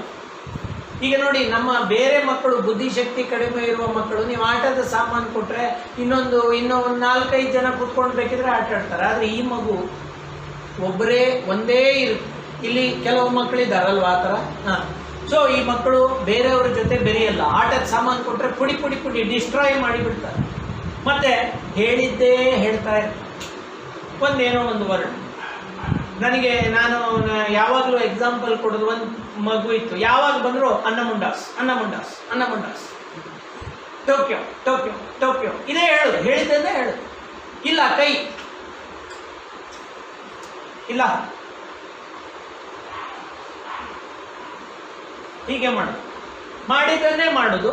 ಯಾರ ಒಟ್ಟಿಗೆ ಬೆರೆಯುವುದಿಲ್ಲ, ಆಟ ಆಡಲಿಕ್ಕೆ ಗೊತ್ತಿಲ್ಲ, ಮಾತು ಇಲ್ಲ, ಕಮ್ಯುನಿಕೇಶನ್ ಇಲ್ಲವೇ ಇಲ್ಲ. ಹಲವು ಮಕ್ಕಳು ಬುದ್ಧಿಶಕ್ತಿ ಕಡಿಮೆ ಇರುವವರು ಚೆನ್ನಾಗಿ ಮಾತಾಡ್ತಾರೆ, ನೋಡಿದಿರಲ್ಲ ನೀವು, ಮಾತಾಡ್ತಾರೆ ಚೆನ್ನಾಗಿ, ತೊದಲು ಇರ್ಬೋದು, ಆದರೆ ಅವರಿಗೆ ಅರ್ಥ ಆಗುತ್ತೆ. ಈ ಮಗುವಿಗೆ ಕಮ್ಯುನಿಕೇಶನ್ ಇಲ್ಲ. ಅರ್ಥ ಆಗ್ತಾ ಇದೆಯಾ? ಸೊ ಈ ಮಗು, ಇದು ಬ್ರೈನ್ನಲ್ಲಿ ಆ್ಯಕ್ಚುಲಿ ಏನು ಹೇಳ್ತಾರಂದರೆ, ನಾವು ಸ್ಟೂಡೆಂಟ್ಸ್ ಆಗಿದ್ದಾಗ ಏನು ಹೇಳ್ತಾ ಇದ್ರು ಅಂದರೆ, ಬ್ರೈನ್ನಲ್ಲಿ ಸೆರೆಬೆಲ್ಲಮ್ ಅಂತ ಒಂದು ಏರಿಯಾ ಇದೆ, ನಮ್ಮ ಬ್ಯಾಲೆನ್ಸ್ ಮಾಡೋ. ನೀವು ಬ್ರೈನ್ ಚಿತ್ರ ನೋಡಿದ್ದೀರಾ? ಒಂದು ಮೇಲ್ಗಡೆ ದೊಡ್ಡದಿರುತ್ತೆ, ಅದರ ಕೆಳಗಡೆ ಒಂದು ಸಣ್ಣದಿರುತ್ತೆ, ಅದನ್ನು ನಾವು ಸೆರೆಬೆಲ್ಲಮ್ ಅಂತೇವೆ. ಅದು ಬ್ಯಾಲೆನ್ಸ್ ಮಾಡಲಿಕ್ಕೆ, ಅದರಲ್ಲಿ ಹೆಚ್ಚು ಕಡಿಮೆ ಆಗುತ್ತೆ ಅಂತ ಹೇಳ್ತಾ ಇದ್ರು. ಅಫ್ಕೋರ್ಸ್ ಅವೆಲ್ಲ ಈಗ ಚೇಂಜ್ ಆಗ್ತಾ ಇದೆ. ಈಗ ಬ್ರೈನ್ನಲ್ಲಿ ಕೆಲವು ಕೆಮಿಕಲ್ಸ್ ಹೆಚ್ಚು ಕಡಿಮೆ ಆಗಿ ಅದರಿಂದ ಬರುವಂಥ ಸಮಸ್ಯೆ ಇದು ಅಂತ ಹೇಳ್ತಾರೆ. ಅರ್ಥ ಆಯ್ತಾ? ಸೊ ಇದು ಆಟಿಸಮ್ ಅನ್ನುವುದು, ಇದರಲ್ಲಿ ಹಲವು ಮಕ್ಕಳು ಬುದ್ಧಿವಂತರು ಇರ್ತಾರೆ. ನಾನು ಒಂದು ಮಗುವನ್ನು ಟ್ರೀಟ್ ಮಾಡ್ತಾ ಇದ್ದೇನೆ, ಅದು M.Tech ಮಾಡಿದೆ. ಈಗ ನಾನು ಮಗು ಅಂತ ಹೇಳಲಿಕ್ಕಿಲ್ಲ, ಬಟ್ ನಾನು ಅಷ್ಟು ವರ್ಷಗಳಿಂದ ನೋಡ್ತಾ ಇದ್ದೇನೆ, 16-17 ವರ್ಷಗಳಿಂದ ನೋಡ್ತಾ ಇದ್ದೇನೆ. M.Tech ಮಾಡಿದೆ. ಆ ಮಗುವಿಗೆ, ಅವನಿಗೆ ಪ್ರಾಬ್ಲಮ್ ಏನಂದರೆ, ಈಗ ಅಡಲ್ಟ್ ಆಗಿದ್ದಾನೆ, ಅವನಿಗೆ ಭಾಳ ಇಂಟೆಲಿಜೆಂಟ್, ಆದರೆ ಅವನಿಗೆ ಪಾಠ ಮಾಡಲಿಕ್ಕೆ ಸ್ಟೂಡೆಂಟ್ಸ್ಗೆ ಲ್ಯಾಬ್ ಪಾಠ ಮಾಡ್ತಾನೆ, ಬೇಕಿದ್ರೆ ಹೀಗೆ ನಿಂತ್ಕೊಂಡು ಕ್ಲಾಸ್ ಮಾಡಲಿಕ್ಕೆ ಆಗಲ್ಲ. ಸೊ ಇದನ್ನು ಯಾಕೆ ಹೇಳ್ತಾ ಇದ್ದೇನೆಂದರೆ, ಆಟಿಸಮ್ ಅನ್ನೋದು ಬಹಳ ವಿಶೇಷವಾದ ತೊಂದರೆ. ಅದು ಅದರಲ್ಲಿ ಮುಖ್ಯವಾಗಿ ಇದನ್ನೆಲ್ಲ ಅರ್ಲಿ ಗುರುತು ಹಿಡಿಬೇಕಿದೆ. ಬೇಗ ಗುರುತು ಹಿಡಿದ್ರೆ ಅದಕ್ಕೆ ಚಿಕಿತ್ಸೆಯೇ ಬೇರೆ. ಅದರ ಚಿಕಿತ್ಸೆಯ ಬಗ್ಗೆ ಇನ್ಫ್ಯಾಕ್ಟ್ ಈಗ ನಾವು ಒಂದು ಆಟಿಸಮ್ ಸೊಸೈಟಿ ಅಂತ ಮಾಡಿಕೊಂಡಿದ್ದೇವೆ ಉಡುಪಿಯಲ್ಲಿ. ಇದರಲ್ಲಿ ಇವನ್ ಇಲ್ಲಿ ಕುಂದಾಪುರದಲ್ಲಿ ನಿಮ್ಮ ಶಾಲೆಯವರೇ ಆಲ್ರೆಡಿ ಆಸಕ್ತಿ ತೋರಿಸಿದ್ದಾರೆ, ಇಲ್ಲಿ ನಾವು ಏನಾದರೂ ಮಾಡಬೇಕು ಅಂತ. ಸೊ ಮುಂದೆ ಬಹುಶಃ ಇಲ್ಲಿಯೇ ಅದ್ರ ಬಗ್ಗೆ ಏನಾದರೂ ಒಂದು ಇದು ಮಾಡಬೇಕು ಅಂತ ಇದ್ದೇವೆ. ಸೊ ಇಲ್ಲಿ ಏನಂದರೆ, ಈ ಮಕ್ಕಳಿಗೆ ಟ್ರೈನಿಂಗ್ ಕೂಡ ಬೇರೆ. ಇವರಲ್ಲಿ ಹಲವು ಜನರಿಗೆ ಬುದ್ಧಿಶಕ್ತಿಯ ಸಮಸ್ಯೆ ಇರಲ್ಲ. ಕೆಲವರು ಎಕ್ಸ್ಟ್ರಾ ಇಂಟೆಲಿಜೆಂಟ್ ಅನ್ನುವಾಗ ನಾನು ನಿಮ್ಗೆ 2 ಎಕ್ಸಾಂಪಲ್ ಕೊಡ್ತೇನೆ. ಒಂದಿನ ನಾನು ಉಡುಪಿ ಉತ್ಸವಕ್ಕೆ ಹೋಗಿದ್ದೆ. ಸಡನ್ನಾಗಿ ಒಂದು ಮಗು ಆಟ ಆಡ್ತಾ ಇತ್ತು, ಮೇಲ್ಗಡೆ ಇದು ಜಾರಬಂಡಿ ಥರ ಇಳಿಯೋದು, ಜೋರಾಗಿ ವೆಂಕಟರಾಯ ಭಂಡಾರಿ ಅಂತ ನನ್ನನ್ನು ಕರೀತಾ ಇತ್ತು. ಆ ಮಗುವನ್ನು ನಾನು ನೋಡಿ 4 ವರ್ಷ ಆಗಿತ್ತು. ಯಾಕಂದರೆ ಆಮೇಲೆ ನನಗೆ ಇಂಟ್ರೆಸ್ಟ್ ಬಂದು ಆ ಮಗು ನನ್ನನ್ನು ಬಂದು ಭಾಳ ಖುಷಿಯಲ್ಲಿ, ಯಾಕಂದರೆ ಆ ಒಂದು ಇದೇ ಇಲ್ಲ. ಮತ್ತೆ ನೋಡಿದ್ರೆ ಅವ್ರ ತಂದೆ ತಾಯಿಗೆ ಭಾಳ ಎಂಬ್ರೆಸ್ ಆಯಿತು. ಡಾಕ್ಟ್ರೇ, ನಾನು ಭಾಳ ಖುಷಿಯನ್ನು ಏನು ಮಾಡ್ತಾ ಹತ್ರ ಹೋಗುವಾಗ ನನ್ನ ಹತ್ರ ಮಾತಾಡ್ತಿಲ್ಲ. ಆಮೇಲೆ ಹೇಳಿದ್ರು, ಇಲ್ಲ ಡಾಕ್ಟ್ರೇ ನಿಮಗೆ ನೆನಪಿರ್ಲಿಕ್ಕಿಲ್ಲ, ಹೀಗೀಗೆ ನಾವು ಇಂತಿಂಥವ್ರು ಕಳಿಸಿದ್ರು ಅಂತ ಒಂದು ಡಾಕ್ಟ್ರ್ ಹೆಸರು ಹೇಳಿದ್ರು. ಕೂಡಲೇ ನನ್ನ ನೆನಪು ಬಂತು. ನಾನು ಆ ಮಗುವನ್ನು ನೋಡುವಾಗ 4-5 ವರ್ಷ, ಅವನು ನನ್ನನ್ನು ಗುರುತ ಹಿಡಿದಿದ್ದು 12ನೇ ವರ್ಷದಲ್ಲಿ. ಅವರು ಹೇಳ್ತಾರೆ ತಂದೆ ತಾಯಿ, ನಾನು ಎಲ್ಲಿ ಟಿ ವಿಯಲ್ಲಿ ಪೇಪರಲ್ಲಿ ಬಂದರೆ ಹೇಳ್ತಾನಂತ ಅವನು, ವೆಂಕಟರಾಯ ಭಂಡಾರಿ, ನನ್ನನ್ನು ನೋಡಿರೋದು ಒಂದು ಸರಿ, ನಿಮ್ಮ ಎಷ್ಟು ಮಕ್ಕಳು ಅದನ್ನು ಮಾಡಬಲ್ಲದು? ಹಾಗಲ್ಲ, ಹೌದಾ? ಅಂದರೆ ಅವ್ರಿಗೆ ಎಕ್ಸ್ಟ್ರಾಆರ್ಡಿನರಿ ಇಂಟೆಲಿಜೆನ್ಸ್ ಯಾವುದೋ ಒಂದು ವಿಷಯದಲ್ಲಿ ಇರುತ್ತೆ. ಮತ್ತು ಅವನು ಕಮ್ಯುನಿಕೇಷನ್ ಇಲ್ಲ, ಅದು ಒಂದೇ. ಅವನು ನನ್ನ ಬೋರ್ಡ್, ಅವನು ಆವಾಗಲೇ 4 ವರ್ಷದ ಏಜ್ನಲ್ಲಿ ಈ ಆಲ್ಫಾಬೆಟ್ಸು ಯಾರು ಹೇಳಿಕೊಟ್ಟದ್ದಲ್ಲ, ಅದನ್ನು ನೋಡಿ ನೋಡಿ ನೋಡಿ ವಿ ಅಂದರೆ ಹೀಗೆ, ಇ ಅಂದರೆ ಹೀಗೆ, ಅದನ್ನು ಕಲ್ತಿದ್ದಾನೆ. ನೋಡಿ ಎಷ್ಟು ವಿಶೇಷ. ಇನ್ನೊಬ್ಬ ಹುಡುಗ ಇದ್ದಾನೆ, ಇವತ್ತಿಗೂ ಸಹ ನಮ್ಮ ಡೇ ಕೇರ್ ಸೆಂಟ್ರಲ್ಲಿ ವರ್ಕ್ ಮಾಡ್ತಾನೆ. ಅವನಿಗೆ ನೀವು ಯಾರೇ ಆಗಲಿ, ನೀವೊಂದು ಡೇಟ್ ಕೊಡಿ ಅವ್ರಿಗೆ, ಏಪ್ರಿಲ್ 24, 1972. ನೀವು ಯಾರಾದರೂ ಅದು ಯಾವ ದಿನ ಅಂತ ಹೇಳಬಲ್ಲಿರಾ?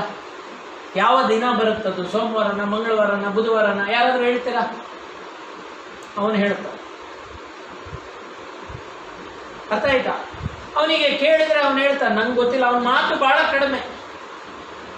ಅವನು ಹೇಳ್ತಾನೆ ನನಗೆ ಇಂತಿಂಥ ಇಸ್ವಿಯಿಂದ ಇಂತಿಂಥ ಇಸ್ವಿ. ಅವನು bachelor of computer applications BCA degree ಮಾಡ್ತಾ ಇದ್ದ. ಅರ್ಥ ಆಯ್ತಾ? ಈಗ ಈ ಕೋವಿಡ್ ಇರೋದ್ರಿಂದ ನಾವು ಮನೆಯಲ್ಲಿ ತುಂಬ ಫ್ರಸ್ಟ್ರೇಟ್ ಆಗ್ತಾ ಇದೆ. ಅದಕ್ಕೆ ಅವನು ನಮ್ಮ ಡೇ ಕೇರ್ ಸೆಂಟ್ರಿಗೆ ಬರ್ತಾನೀಗ. ನೀವು ಯಾವುದೇ ಡೇಟ್ ಕೊಡಿ, ಅರ್ಥ ಆಯ್ತಾ? ಡೇಟ್ ಕೊಟ್ಟರೆ ಅವನು ಯಾವ ದಿನ ಅಂತ ಹೇಳ್ತಾನೆ. ಅದು ಇಂಥ ಇಸ್ವಿಯಿಂದ ಇಂಥ ಇಸ್ವಿ ಒಳಗೆ ಅಂತ ಅವನೇ ಹೇಳ್ತಾನೆ ಮೊದಲು. ಅಂದರೆ ಇವರಲ್ಲಿ ಏನೋ ಒಂದು ವಿಶೇಷ ಗುಣ. ಈ ಆಟಿಸಮ್ ಅನ್ನುವುದರಲ್ಲಿ ಹೈಲಿ ಫಂಕ್ಷನಿಂಗ್ ಇರ್ತಾರೆ ಭಾಳಷ್ಟು ಜನ. ಭಾಳಷ್ಟು ಜನರಲ್ಲಿ ಬುದ್ಧಿಶಕ್ತಿ ಕೂಡ ಕಡಿಮೆ ಇರುತ್ತೆ. ಇದನ್ನು ನೆನ್ಪಿಟ್ಕೊಳ್ಬೇಕಾದ್ರೆ ಎಲ್ಲ ಆಟಿಸ್ಟಿಕ್ ಮಕ್ಕಳು ಕೂಡ ಬುದ್ಧಿಶಕ್ತಿ ಕಡಿಮೆ ಇರುವವರು ಅಲ್ಲ. ಅರ್ಥ ಆಗ್ತಾ ಇದೆಯಾ?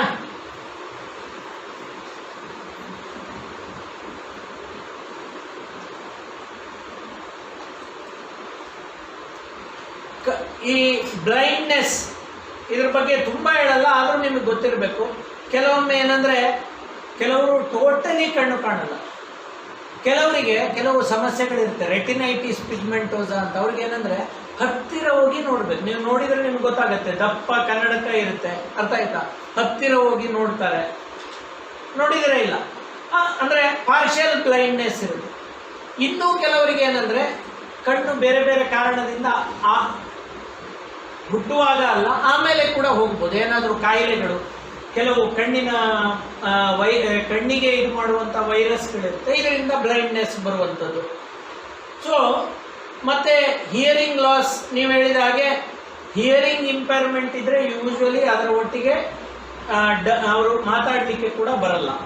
ಅರ್ಥ ಆಯ್ತಾ? ಮತ್ತು ಕೆಲವರಿಗೆ ಬರೀ ಒಂದು ಎಕ್ವೈರ್ಡ್, ಒಂದು ಮಗು ಸಣ್ಣದಿದ್ದಾಗ ಇಯರ್ ಡ್ರಮ್ಮಿಗೆ ಪೆಟ್ಟು ಬಿತ್ತು, ಅದರಿಂದಾಗಿ ಕಿವಿ ಕೇಳೋದಿಲ್ಲ. ಆಗ ಅದು ಮಾತಾಡೋದು ಸ್ವಲ್ಪ ಮಾತಾಡೋದು, ಅದು ಮೊದಲು ಏನು ಕೇಳಿರುತ್ತಲ್ಲ ಅದನ್ನು ಮಾತಾಡಬಲ್ಲದು. ಅರ್ಥ ಆಯ್ತಾ? ಇದರ next down syndrome. Down syndrome ಎಷ್ಟು ಜನ ಕೇಳಿದ್ದೀರಾ? ಕೈ ಎತ್ತಿ. ಏನಿದು ಡೌನ್ ಸಿಂಡ್ರೋಮ್ ಅಂದರೆ? ಈ ಮಕ್ಕಳು, ಇವರು ಏನಂದರೆ ಇದು ಎಗೈನ್ ವರ್ಣತಂತುಗಳ ತೊಂದರೆಯಿಂದ ಬರುವಂಥದ್ದು. ಈ ಮಕ್ಕಳು ಏನಂದರೆ ಭಾಳ ಖುಷಿಯಾಗಿರ್ತಾರೆ. ಭಾಳ ಆ್ಯಕ್ಚುಲಿ ಅವ್ರ ಹತ್ರ ಇಂಟ್ರ್ಯಾಕ್ಟ್ ಮಾಡುವಾಗ ಭಾಳ ಖುಷಿ. ಅರ್ಥ ಆಯ್ತಾ? ನಾನು ನೋಡಿದಾಗ, ನನ್ನನ್ನು ನೋಡಿದ ಕೂಡಲೇ, ಈಗ ನಾನು ಆಶಾನಿಲಯ ಶಾಲೆಗೆಲ್ಲ ಹೋದ ಕೂಡಲೇ ಡಾಕ್ಟ್ರು ಅಂತ ಹೇಳಿ ಎಲ್ಲ ಬಂದು ಅಪ್ಪಿಕೊಂಡು ಬಿಡ್ತಾರೆ. ಮಾತಾಡುವಾಗಲೂ ಅಷ್ಟೇ ಹೊಡೆದೇ ಮಾತಾಡಿಸು. ಅರ್ಥ ಆಯ್ತಾ? ಅವು ಭಾರಿ ಖುಷಿ.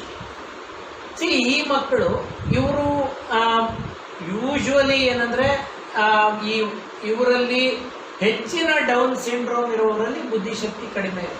ಅಗೈನ್ ನೀವು ತಿಳ್ಕೊಳ್ಬೇಕು, ಡೌನ್ ಸಿಂಡ್ರೋಮ್ ಇರೋರೆಲ್ಲರಿಗೂ ಬುದ್ಧಿಶಕ್ತಿ ಕಡಿಮೆ ಆಗುತ್ತೆ ಅಂತಿಲ್ಲ.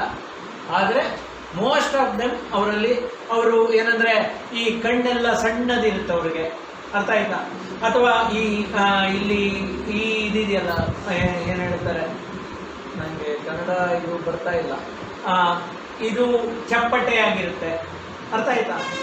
ಅವರನ್ನು ನೋಡುವಾಗಲೇ ನಿಮಗೆ ಗೊತ್ತಾಗ್ತದೆ ಇದೆಲ್ಲ ಒಂದು ಜಾಯಿಂಟ್ ಆಗಿರುತ್ತೆ, ಹುಬ್ಬುಗಳು. ಅರ್ಥ ಆಯ್ತಾ? ಈ ಮಕ್ಕಳು, ಈ ಡೌನ್ ಸಿಂಡ್ರೋಮ್ ಇರುವಂಥ ಮಕ್ಕಳು, ಇವರು ಹೆಚ್ಚಾಗಿ ಬುದ್ಧಿಶಕ್ತಿ ಕಡಿಮೆ ಇರುತ್ತೆ ಇವರಲ್ಲಿ. ಆದರೆ ಭಾಳ ಖುಷಿಯಾಗಿರ್ತಾರೆ, ಎಲ್ಲರ ಒಟ್ಟಿಗೆ ಬೆರೀತಾರೆ, ಎಲ್ಲರ ಹತ್ರ ಚೆನ್ನಾಗಿ ಮಾತಾಡ್ತಾರೆ. ಆದರೆ ಬುದ್ಧಿಶಕ್ತಿಯ ಕೊರತೆ ಇರುತ್ತೆ. ಇನ್ನು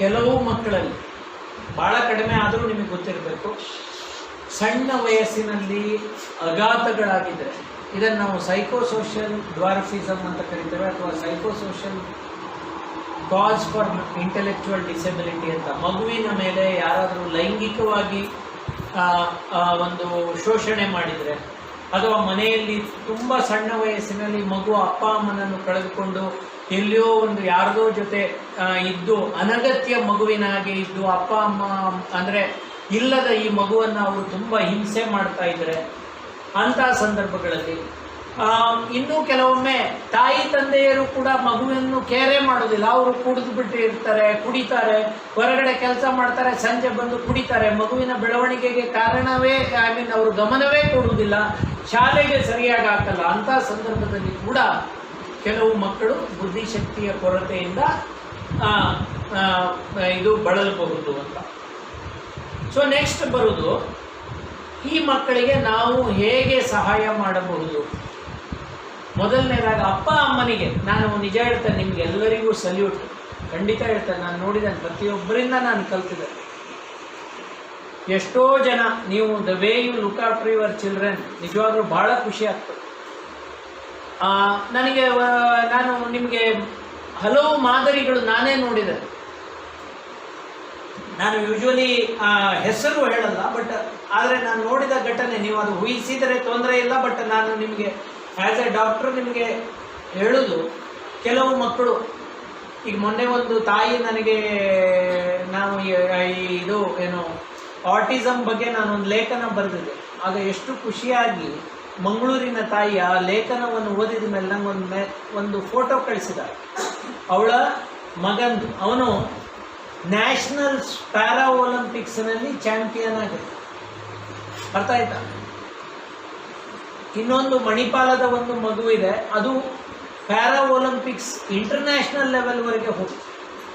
ಆದರೆ ಅಲ್ಲಿ ನಾನು ನೋಡಿದ್ದೇನೆಂದರೆ, ತಾಯಿ ತಂದೆಯರಲ್ಲಿ ಒಂದು ಇದು ಏನಂದರೆ, ಆ ಮಗುವಿಗೆ ಬೇರೆ ಮಕ್ಕಳು ಹೇಗೆ ಸಾಧನೆ ಮಾಡುವಾಗ ಖುಷಿ ಪಡ್ತಾರೆ, ಅದೇ ಖುಷಿ ಇವರಿಗೆ. ಎಂದೂ ಕೂಡ ಅಯ್ಯೋ ನನ್ನ ಮಗು ಈ ಥರ ಇದೆ ಆ ಥರ ಅಂದ್ಕೊಂಡವರಲ್ಲ. ಇದನ್ನು ನಾನು ನಿಮ್ಗೆ ಯಾಕೆ ಹೇಳ್ತಾ ಇದ್ದೇನೆಂದರೆ, ತಾಯಿ ತಂದೆಯಾಗಿ ನೋಡಿರಿ, ಆ ಮಗುವಿನ ಏನೂ ತಪ್ಪಿಲ್ಲದೆ ಆ ಮಗು ಈ ಥರ ಆಗಿದೆ. ಈಗ ನಾನು ನಿಮ್ಗೆ ಇಷ್ಟು ಕಾರಣಗಳೇ ಹೇಳಿದೆ, ಅದರಲ್ಲಿ ಮಗುವಿನ ಏನಾದರೂ ತಪ್ಪಿರೋದು ಒಂದೇ ಒಂದು ಕಾರಣ ಇದೆಯಾ? ತಾಯಿ ಏನೋ ತಪ್ಪು ಮಾತ್ರೆ ತಗೊಂಡ್ಲು, ಡಾಕ್ಟರ್ ಏನೋ ಫೋರ್ಸೆಪ್ಸ್ ಹಾಕಿದ್ದು ಸರಿಯಾಗಲಿಲ್ಲ, ಮಗುವಿಗೆ ಹುಟ್ಟಿದ ಮೇಲೆ ಇನ್ಫೆಕ್ಷನ್ ಆಯಿತು, ಇವ್ರು ಯಾರೋ ಎಂಡೋಸಲ್ಫಾನ್ ಸಿಂಪಡಿಸಿದ್ರು, ಅದರಿಂದಾಗಿ ಮಗು. ಸೊ ಮಗುದೇನು ತಪ್ಪಿದೆ? 5 ಬೆರಳು ಒಂದೇ ಥರ ಇರುತ್ತಾ? ನಮ್ದು 5 ಬೆರಳು ಒಂದೇ ಥರ ಇರುತ್ತಾ? ಹೌದಾ? ಸೊ ಈ ಮಕ್ಕಳನ್ನು ಬೆಳೆಸುವಾಗ ಸಾಮಾನ್ಯ ಮಕ್ಕಳಿಗೂ ಈ ಮಕ್ಕಳಿಗೂ ತಾರತಮ್ಯ ಮಾಡಬೇಕು. ಎಂದೂ ಕೂಡ ಅವನು ಹೆಡ್ಡ, ಅವನು ಪೆದ್ದ. ನಾನು ನಾರ್ಮಲ್ ಪೇರೆಂಟ್ಸಿಗೂ ಹೇಳ್ತಾನೆ, ಕಂಪೇರ್ ಮಾಡಬೇಡಿ. ನಮ್ಮ ನಾರ್ಮಲ್ ಆ್ಯಟಿಟ್ಯೂಡ್ ಏನು ಗೊತ್ತಾ? ಮಾರ್ಕ್ಸ್ ಹೇಳ್ತಾನೆ ಮಗು. ನೋಡಿ, ನಿಮ್ಮ ಮನೆಯಲ್ಲಿ ಸಾಮಾನ್ಯ ಮಕ್ಕಳು ಇರ್ತಾರೆ. ಎಷ್ಟು ಬಂತು? 75. ಉಮೇಶನ್ಗೆ ಎಷ್ಟು? ರಂಜನ್ಗೆ ಎಷ್ಟು? ಹೌದಾ ಇಲ್ಲ? ನಾವು ಮಾಡೋದೇ ಇದು. ಇಂಥ ಮಕ್ಕಳಿದ್ರೆ ಇಡೀ ದಿನ ಅವ್ರು ಯಾರಾದರೂ ಮನೆಗೆ ಬಂದಾಗ, ನನ್ನ ಮಗ ಅವನು ಮೊನ್ನೆ PPCಯಲ್ಲಿ ಸೀಟ್ ಸಿಕ್ಕಿದೆ, ಅವನಿಗೆ 2ನೇ ಒಂದು ಸ್ವಲ್ಪ ಹೆಡ್ಡ, ನಿಮ್ಗೆ ಗೊತ್ತಲ್ಲ, ಅವನಿಗೆ ಬುದ್ಧಿಶಕ್ತಿ ಕಡಿಮೆ, ಅವನ್ನ ಇಂತಿಂಥ ಶಾಲೆಗೆ ಆಗ್ತದೆ. ಇದು ಮಾಡಬೇಕು. ಇದು ನೀವು ಮಾಡ್ತಾ ಇದ್ರೆ ಅದನ್ನು ನಿಲ್ಲಿಸಿ. ನಿಮಗೆ ಅನ್ನಿಸ್ಬೋದು ಆ ಮಗು ಗೊತ್ತಾಗಲ್ಲ ಅಂತ. ನಿಜ ಹೇಳ್ತಾನೆ, ಆ ಮಗುವಿಗೆ ನನ್ನ ಹಾಗೆ ನಿಮ್ಮ ಹಾಗೆ ಎಲ್ಲ ಫೀಲಿಂಗ್ಸ್. ಎಷ್ಟು ಖುಷಿಯಾಗಿ ನೋಡಿ. ಈಗ ಅವರು, ನೀವೊಂದು ಅಬ್ಸರ್ವ್ ಮಾಡಿದ್ರೆ, ಇವರಲ್ಲಿ ಟೀಚರ್ಸ್ ಹೇಳಿದರು ಯಾರ್ಯಾರಿಗೆ ಕೊಡಬೇಕು ಅಂತ. ಎಷ್ಟು ಖುಷಿಯಲ್ಲಿ ಬಂದು ಅವರು ಪ್ರೈಸ್ ಇದು ಕೊಟ್ಟು ಹೋದ್ರು, ರೋಸ್ ಕೊಟ್ಟು ಹೋದ್ರು. ಅರ್ಥ ಆಯ್ತಾ? ಅವರು ನಮ್ಮನ್ನು ವೆಲ್ಕಮ್ ಮಾಡಬೇಕು. ನಿಮಗೆ ಹೇಗೆ ಫೀಲಿಂಗ್ ಇದೆ ಹಾಗೆ ಈ ಮಕ್ಕಳಿಗೂ. ಇವರಿಗೆ ಹೇಳ್ಕೊಡುವಾಗ ಮ್ಯಾಕ್ಸಿಮಮ್ ಪೇಷನ್ಸ್ ಬೇಕು. ಅದ್ರ ಬಗ್ಗೆ I think I am unfit to talk. ನನಗಿಂತ ನಿಮ್ಗೆ ತುಂಬ ಪೇಷನ್ಸ್ ಇದೆ. ಅದನ್ನು ಸ್ವಲ್ಪ ಅಂದರೆ ನೀವು ಒಂದು ತಿಳ್ಕೊಳ್ಳಿ, ಈ ಮಗು ವೈಜ್ಞಾನಿಕವಾಗಿ ಈ ಥರದ ಒಂದು ಇದಕ್ಕೆ ಬಂದಿದೆ. ಇನ್ನೊಂದು ನಾನು ನೋಡಿರೋದೇನೆಂದರೆ, ಹೆಚ್ಚಿನ ಸಂದರ್ಭಗಳಲ್ಲಿ ಭಾಳ ಬೇಜಾರಾಗುತ್ತೆ. ಅಪ್ಪ ಅಮ್ಮನಿಗೆ ಬೈಯೋದು, ಅಮ್ಮ ಅಪ್ಪನಿಗೆ ಬೈಯೋದು, ನಿನ್ನಿಂದ ಆಯಿತು. ನಿನ್ನ ಕುಟುಂಬದಲ್ಲಿ ಇಂಥವರೇ ಇದ್ದಾರೆ. ನನಗೆ ನೆನಪಿರುವ ಹಾಗೆ ಒಂದು ಫ್ಯಾಮಿಲಿಯಲ್ಲಿ ಏನಂದರೆ ಹೆಂಡತಿಯ ತಮ್ಮಂದಿರಿಬ್ಬರಿಗೂ ಬುದ್ಧಿಶಕ್ತಿ ಕಡಿಮೆ ಇದೆ, ಇವರಿಗೆ ಹುಟ್ಟಿದ ಒಂದು ಮಗುಗೂ ಕೂಡ ಬುದ್ಧಿಶಕ್ತಿ. ಆ್ಯಕ್ಚುಲಿ ಕಾರಣಗಳು ಬೇರೆ ಬೇರೆ, ಆದರೆ ಇವನು ಗಂಡ ಯಾವಾಗಲೂ ಬೈಯೋದು, ನಿನ್ನದು ಹೆಡ್ಡರ ಕುಟುಂಬ, ಇನ್ನು ಇಬ್ಬರು ನೋಡು ಅಣ್ಣಂದಿರು, ಅವರಿಬ್ಬರು ಹೆಡ್ಡರು, ಅವ್ರಿಗೆ ಬಂದದ್ದು ಇವನಿಗೆ ಬಂದಿದೆ. ಆ್ಯಕ್ಚುಲಿ ನೋಡಿದ್ರೆ ಕಾಸ್ ವಾಸ್ ಟೋಟಲಿ ಡಿಫ್ರೆಂಟ್. ಆದರೆ ಕೆಲವೊಮ್ಮೆ ಕಾಸ್ ಕೂಡ ಸೇಮ್ ಇದ್ರೂ ಇರ್ಬೋದು, ಆನುವಂಶಿಕವಾಗಿಯೂ ಇರ್ಬೋದು. ಬಟ್ ಇದನ್ನು ನೀವು ಈ ಥರ ತಂದೆ ತಾಯಿಗಳು ಜಗಳ ಮಾಡೋದು, ಒಬ್ಬರನ್ನೊಬ್ಬರು ಇದು ಮಾಡೋದು, ಇಲ್ಲಿ ತಂದೆ ತಾಯಿ ಇಬ್ಬರೂ ಸೇರಿ ಈ ಮಕ್ಕಳಿಗೆ ಒಂದು ಜೀವನ, ಅವರು ಆದಷ್ಟು ಅವರು ಇಂಡಿಪೆಂಡೆಂಟ್ ಆಗಿ ಇರುವುದಕ್ಕೆ ಪ್ರಯತ್ನ ಪಡಬೇಕು. ಎಸ್ಪೆಷಲಿ ನೀವು ಯೋಚನೆ ಮಾಡಿ ನೋಡಿ, ನನಗೆ ಗೊತ್ತಿರೋ ಹಾಗೆ ಉಡುಪಿ ಜಿಲ್ಲೆಯಲ್ಲಿ ನಾನು ಫಸ್ಟು ಇದನ್ನು ಸ್ಟಾರ್ಟ್ ಮಾಡುವಾಗ, ನನ್ನ ಪ್ರಾಕ್ಟೀಸ್ ಸ್ಟಾರ್ಟ್ ಮಾಡುವಾಗ 1 ಅಥವಾ 2 ಶಾಲೆಗಳಿದ್ದು ಉಡುಪಿ ಜಿಲ್ಲೆಯಲ್ಲಿ. ಅರ್ಥ ಆಯ್ತಾ? ಈಗ ಇಲ್ಲಿ ನಾರಾಯಣ ಇದೆ, ಇನ್ನೊಂದು ಎಂಥದೋ ಕುಸುಮ್ ಅಂತ ಎಂಥದೋ ಒಂದು ಶಾಲೆ ಇದೆ, ಅವರು ಕುಸುಮಾ ಫೌಂಡೇಶನ್ ಒಂದು, ಮತ್ತು ಇನ್ನೊಂದೇನೋ ಒಂದು ಹಫ್ಸಾ ಇದು ಏನೋ ದೀನಾ ಸ್ಕೂಲ್ ಇದೆ, ವಾಗ್ಜ್ಯೋತಿ ಸ್ಕೂಲ್ ಇದೆ, ಕುಂದಾಪುರದಲ್ಲಿ ಇನ್ನೊಂದು ಎಂಥದೋ ಚೈತನ್ಯ ಸ್ಕೂಲ್ ಇದೆ, ಉಡುಪಿಯಲ್ಲಿ ಆಶಾ ನಿಲಯ, ಪಾಂಬೂರು ಕಾರುಣ್ಯ, ಅರ್ಥ ಆಯ್ತಾ? ಆಮೇಲೆ ಬ್ರಹ್ಮಾವರದಲ್ಲಿ ಸುಮೇಧ, ಸ್ಪಂದನ. ಯಾಕಿದನ್ನು ಹೇಳ್ತಾ ಇದ್ದೇನೆಂದರೆ, ಇಷ್ಟು ಶಾಲೆಗಳು ಇಷ್ಟು ಆದರೂ ಸಾಲಲ್ಲ. ಯಾಕೆ ಗೊತ್ತಾ? 100 ಮಕ್ಕಳಲ್ಲಿ ಒಬ್ಬರಿಗೆ ಈ ಥರದ ಸಮಸ್ಯೆ ಇರುತ್ತೆ. 100 ಮಕ್ಕಳು ಆಸ್ಪತ್ರೆಯಲ್ಲಿ ಜನಿಸಿದರೆ ಒಂದು ಮಗು ಯಾವುದಾದ್ರೂ ಒಂದು ಡಿಸೆಬಿಲಿಟಿಯಿಂದ ಬರುತ್ತೆ. ಅರ್ಥ ಆಗ್ತಾ ಇದೆ ನಿಮಗೆ? 100 ಮಕ್ಕಳು ಹುಟ್ಟಿದರೆ ಅದರಲ್ಲಿ ಒಂದು ಮಗು, ಇಮ್ಯಾಜಿನ್ ಮಾಡಿ. ಸೊ ಎಷ್ಟು ಬೇಕಾಗ್ಬೋದು? ಅರ್ಥ ಆಗ್ತಾ ಇದೆಯಾ ನಿಮಗೆ?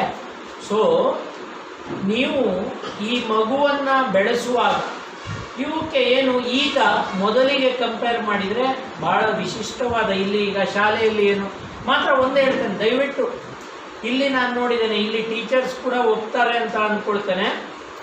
ಪೇರೆಂಟ್ಸಿದು ಆಸೆ ಏನಂದರೆ ಇಲ್ಲಿ ಬಂದು ಅವನು ನಾರ್ಮಲ್ ಸ್ಕೂಲ್ಗೆ ಹೋಗುವ ಹಾಗೆ ಆಗಬೇಕು. ಇದು ನಮ್ಮ ಡಾಕ್ಟ್ರುಗಳದ್ದು ತಪ್ಪಿದೆ. ನಾನು ನಿಮಗೆ ಫ್ರ್ಯಾಂಕ್ ಆಗಿ ಹೇಳ್ತೇನೆ, ನಾವು ಡಾಕ್ಟ್ರುಗಳು ನಾವೇನು ಮಾಡ್ತೇವೆ, ನಮ್ಮ ಇದನ್ನು ತಪ್ಪಿಸ್ಕೊಳ್ಳಿಕ್ಕಾಗಿ ನಾವೇನು ಮಾಡ್ತೇವೆ ಅಂದರೆ, ನಿಮ್ಮ ಮಗುವಿಗೆ 20 ವರ್ಷ ಆಗುವಾಗ 10 ವರ್ಷದ ಬುದ್ಧಿ ಬರುತ್ತೆ. ಅರ್ಥ ಆಯ್ತಾ? ನನ್ನ ಮಗು ನಾರ್ಮಲ್ ಆಗ್ತಾನ ಅಂದರೆ ನಾರ್ಮಲ್ ಆಗುವಾಗ ಒಂದು 30 ವರ್ಷ ಆಗ್ಬೋದು ಹೇಳುವ ಡಾಕ್ಟ್ರು ಇವಾಗಲೂ ಇದ್ದಾರೆ. ಇದು ಸಾಧ್ಯ ಇಲ್ಲ.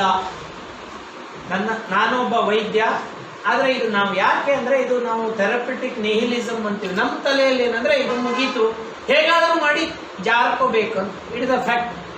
ನಾನು ನನ್ನ ವೈದ್ಯಕೀಯ ವೃತ್ತಿಯನ್ನು ಶುರು ಮಾಡುವಾಗ ಎಷ್ಟೋ ಮಾಡಿದೆ. ನಾನು ನಿಜ ಹೇಳ್ತೇನೆ, ಅದರಲ್ಲಿ ಏನು ನಾನೇನು ಹೊರತಲ್ಲ ಇದಲ್ಲ. ಯಾಕಂದ್ರೆ ನನಗೆ ಅವನು ಇಲ್ಲಿಂದ ಹೋದರೆ ಸಾಕಾಗಿರುತ್ತೆ ಅಂತ ಹೇಳೋದು ನಾನು. ಆದರೆ ಆ ದಿನಗಳು ಬೇರೆ, ಈ ದಿನಗಳು ಬೇರೆ. ಈಗ ಈ ಮಕ್ಕಳಲ್ಲಿ ಎಷ್ಟೋ ಜನ ಅಚೀವ್ ಮಾಡುವವರು, ಒಲಿಂಪಿಕ್ ಚಾಂಪಿಯನ್ ಆದವರು, ಅಂಗಡಿ ನಡೆಸ್ತಾ ಇರುವವರು, ನಾನು ನಿಮ್ಗೆ ಹೇಳೋದಲ್ಲ, ಸರ್ಕಾರಿ ಕಚೇರಿಯಲ್ಲಿ ಕೆಲಸ ಮಾಡ್ತಾ ಇರುವವರು. ಸೊ ನಿಮ್ಮ ಮಗು ಕೂಡ ಹಾಗೆ ಆಗ್ಬೋದು. ತನ್ನ ಕಾಲ ಮೇಲೆ ನೀವು ಏನು ಟ್ರೈ ಮಾಡಬೇಕಂದ್ರೆ, ನಿಮ್ಮ ಮಗು ತನ್ನ ಕಾಲ ಮೇಲೆ ನಿಲ್ಲಲಿಕ್ಕೆ ಆಗುತ್ತಾ ಪ್ರಯತ್ನ ಮಾಡಬೇಕು. ಇದ್ರ ಬಗ್ಗೆ ನಿಮಗೆ ಸರಿಯಾದ ಮಾಹಿತಿಯನ್ನು ಟೀಚರ್ ಕೊಡ್ತಾರೆ.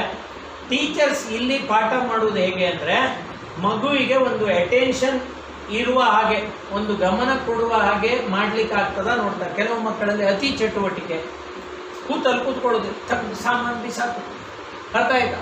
ಬೀಳುದು, ಬೆಂಕಿ ಇದ್ರೆ ಕೈ ಹಾಕೋದು, ಆಟಕ್ಕೆ ಬಿಡ್ತಾರೆ, ಬಿಗಿಲು ಹೊಡೆಯುವ ಮುಂಚೆ ಓಡಿ ಆಯ್ತು, ಆಯ್ತಾ? ಊಟಕ್ಕೆ ಬಿಟ್ಟರೆ ಇಡೀ ಎಲ್ಲ ಚೆಲ್ಲಿದ, ಪ್ಲೇಟಲ್ಲಿ ಇಷ್ಟೇ, ಎಲ್ಲ ನೆಲದ ಮೇಲೆ.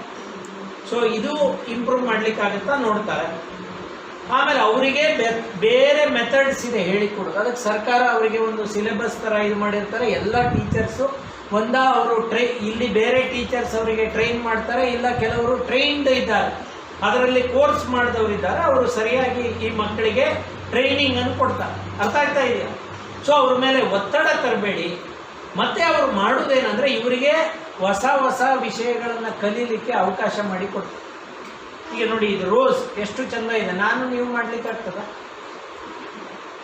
ನೋಡಿ ಎಷ್ಟು ಚಂದ ಇದೆ, ನಾರ್ಮಲ್ ರೋಸಿನ ಹಾಗೆ ತೋರ್ತದೆ.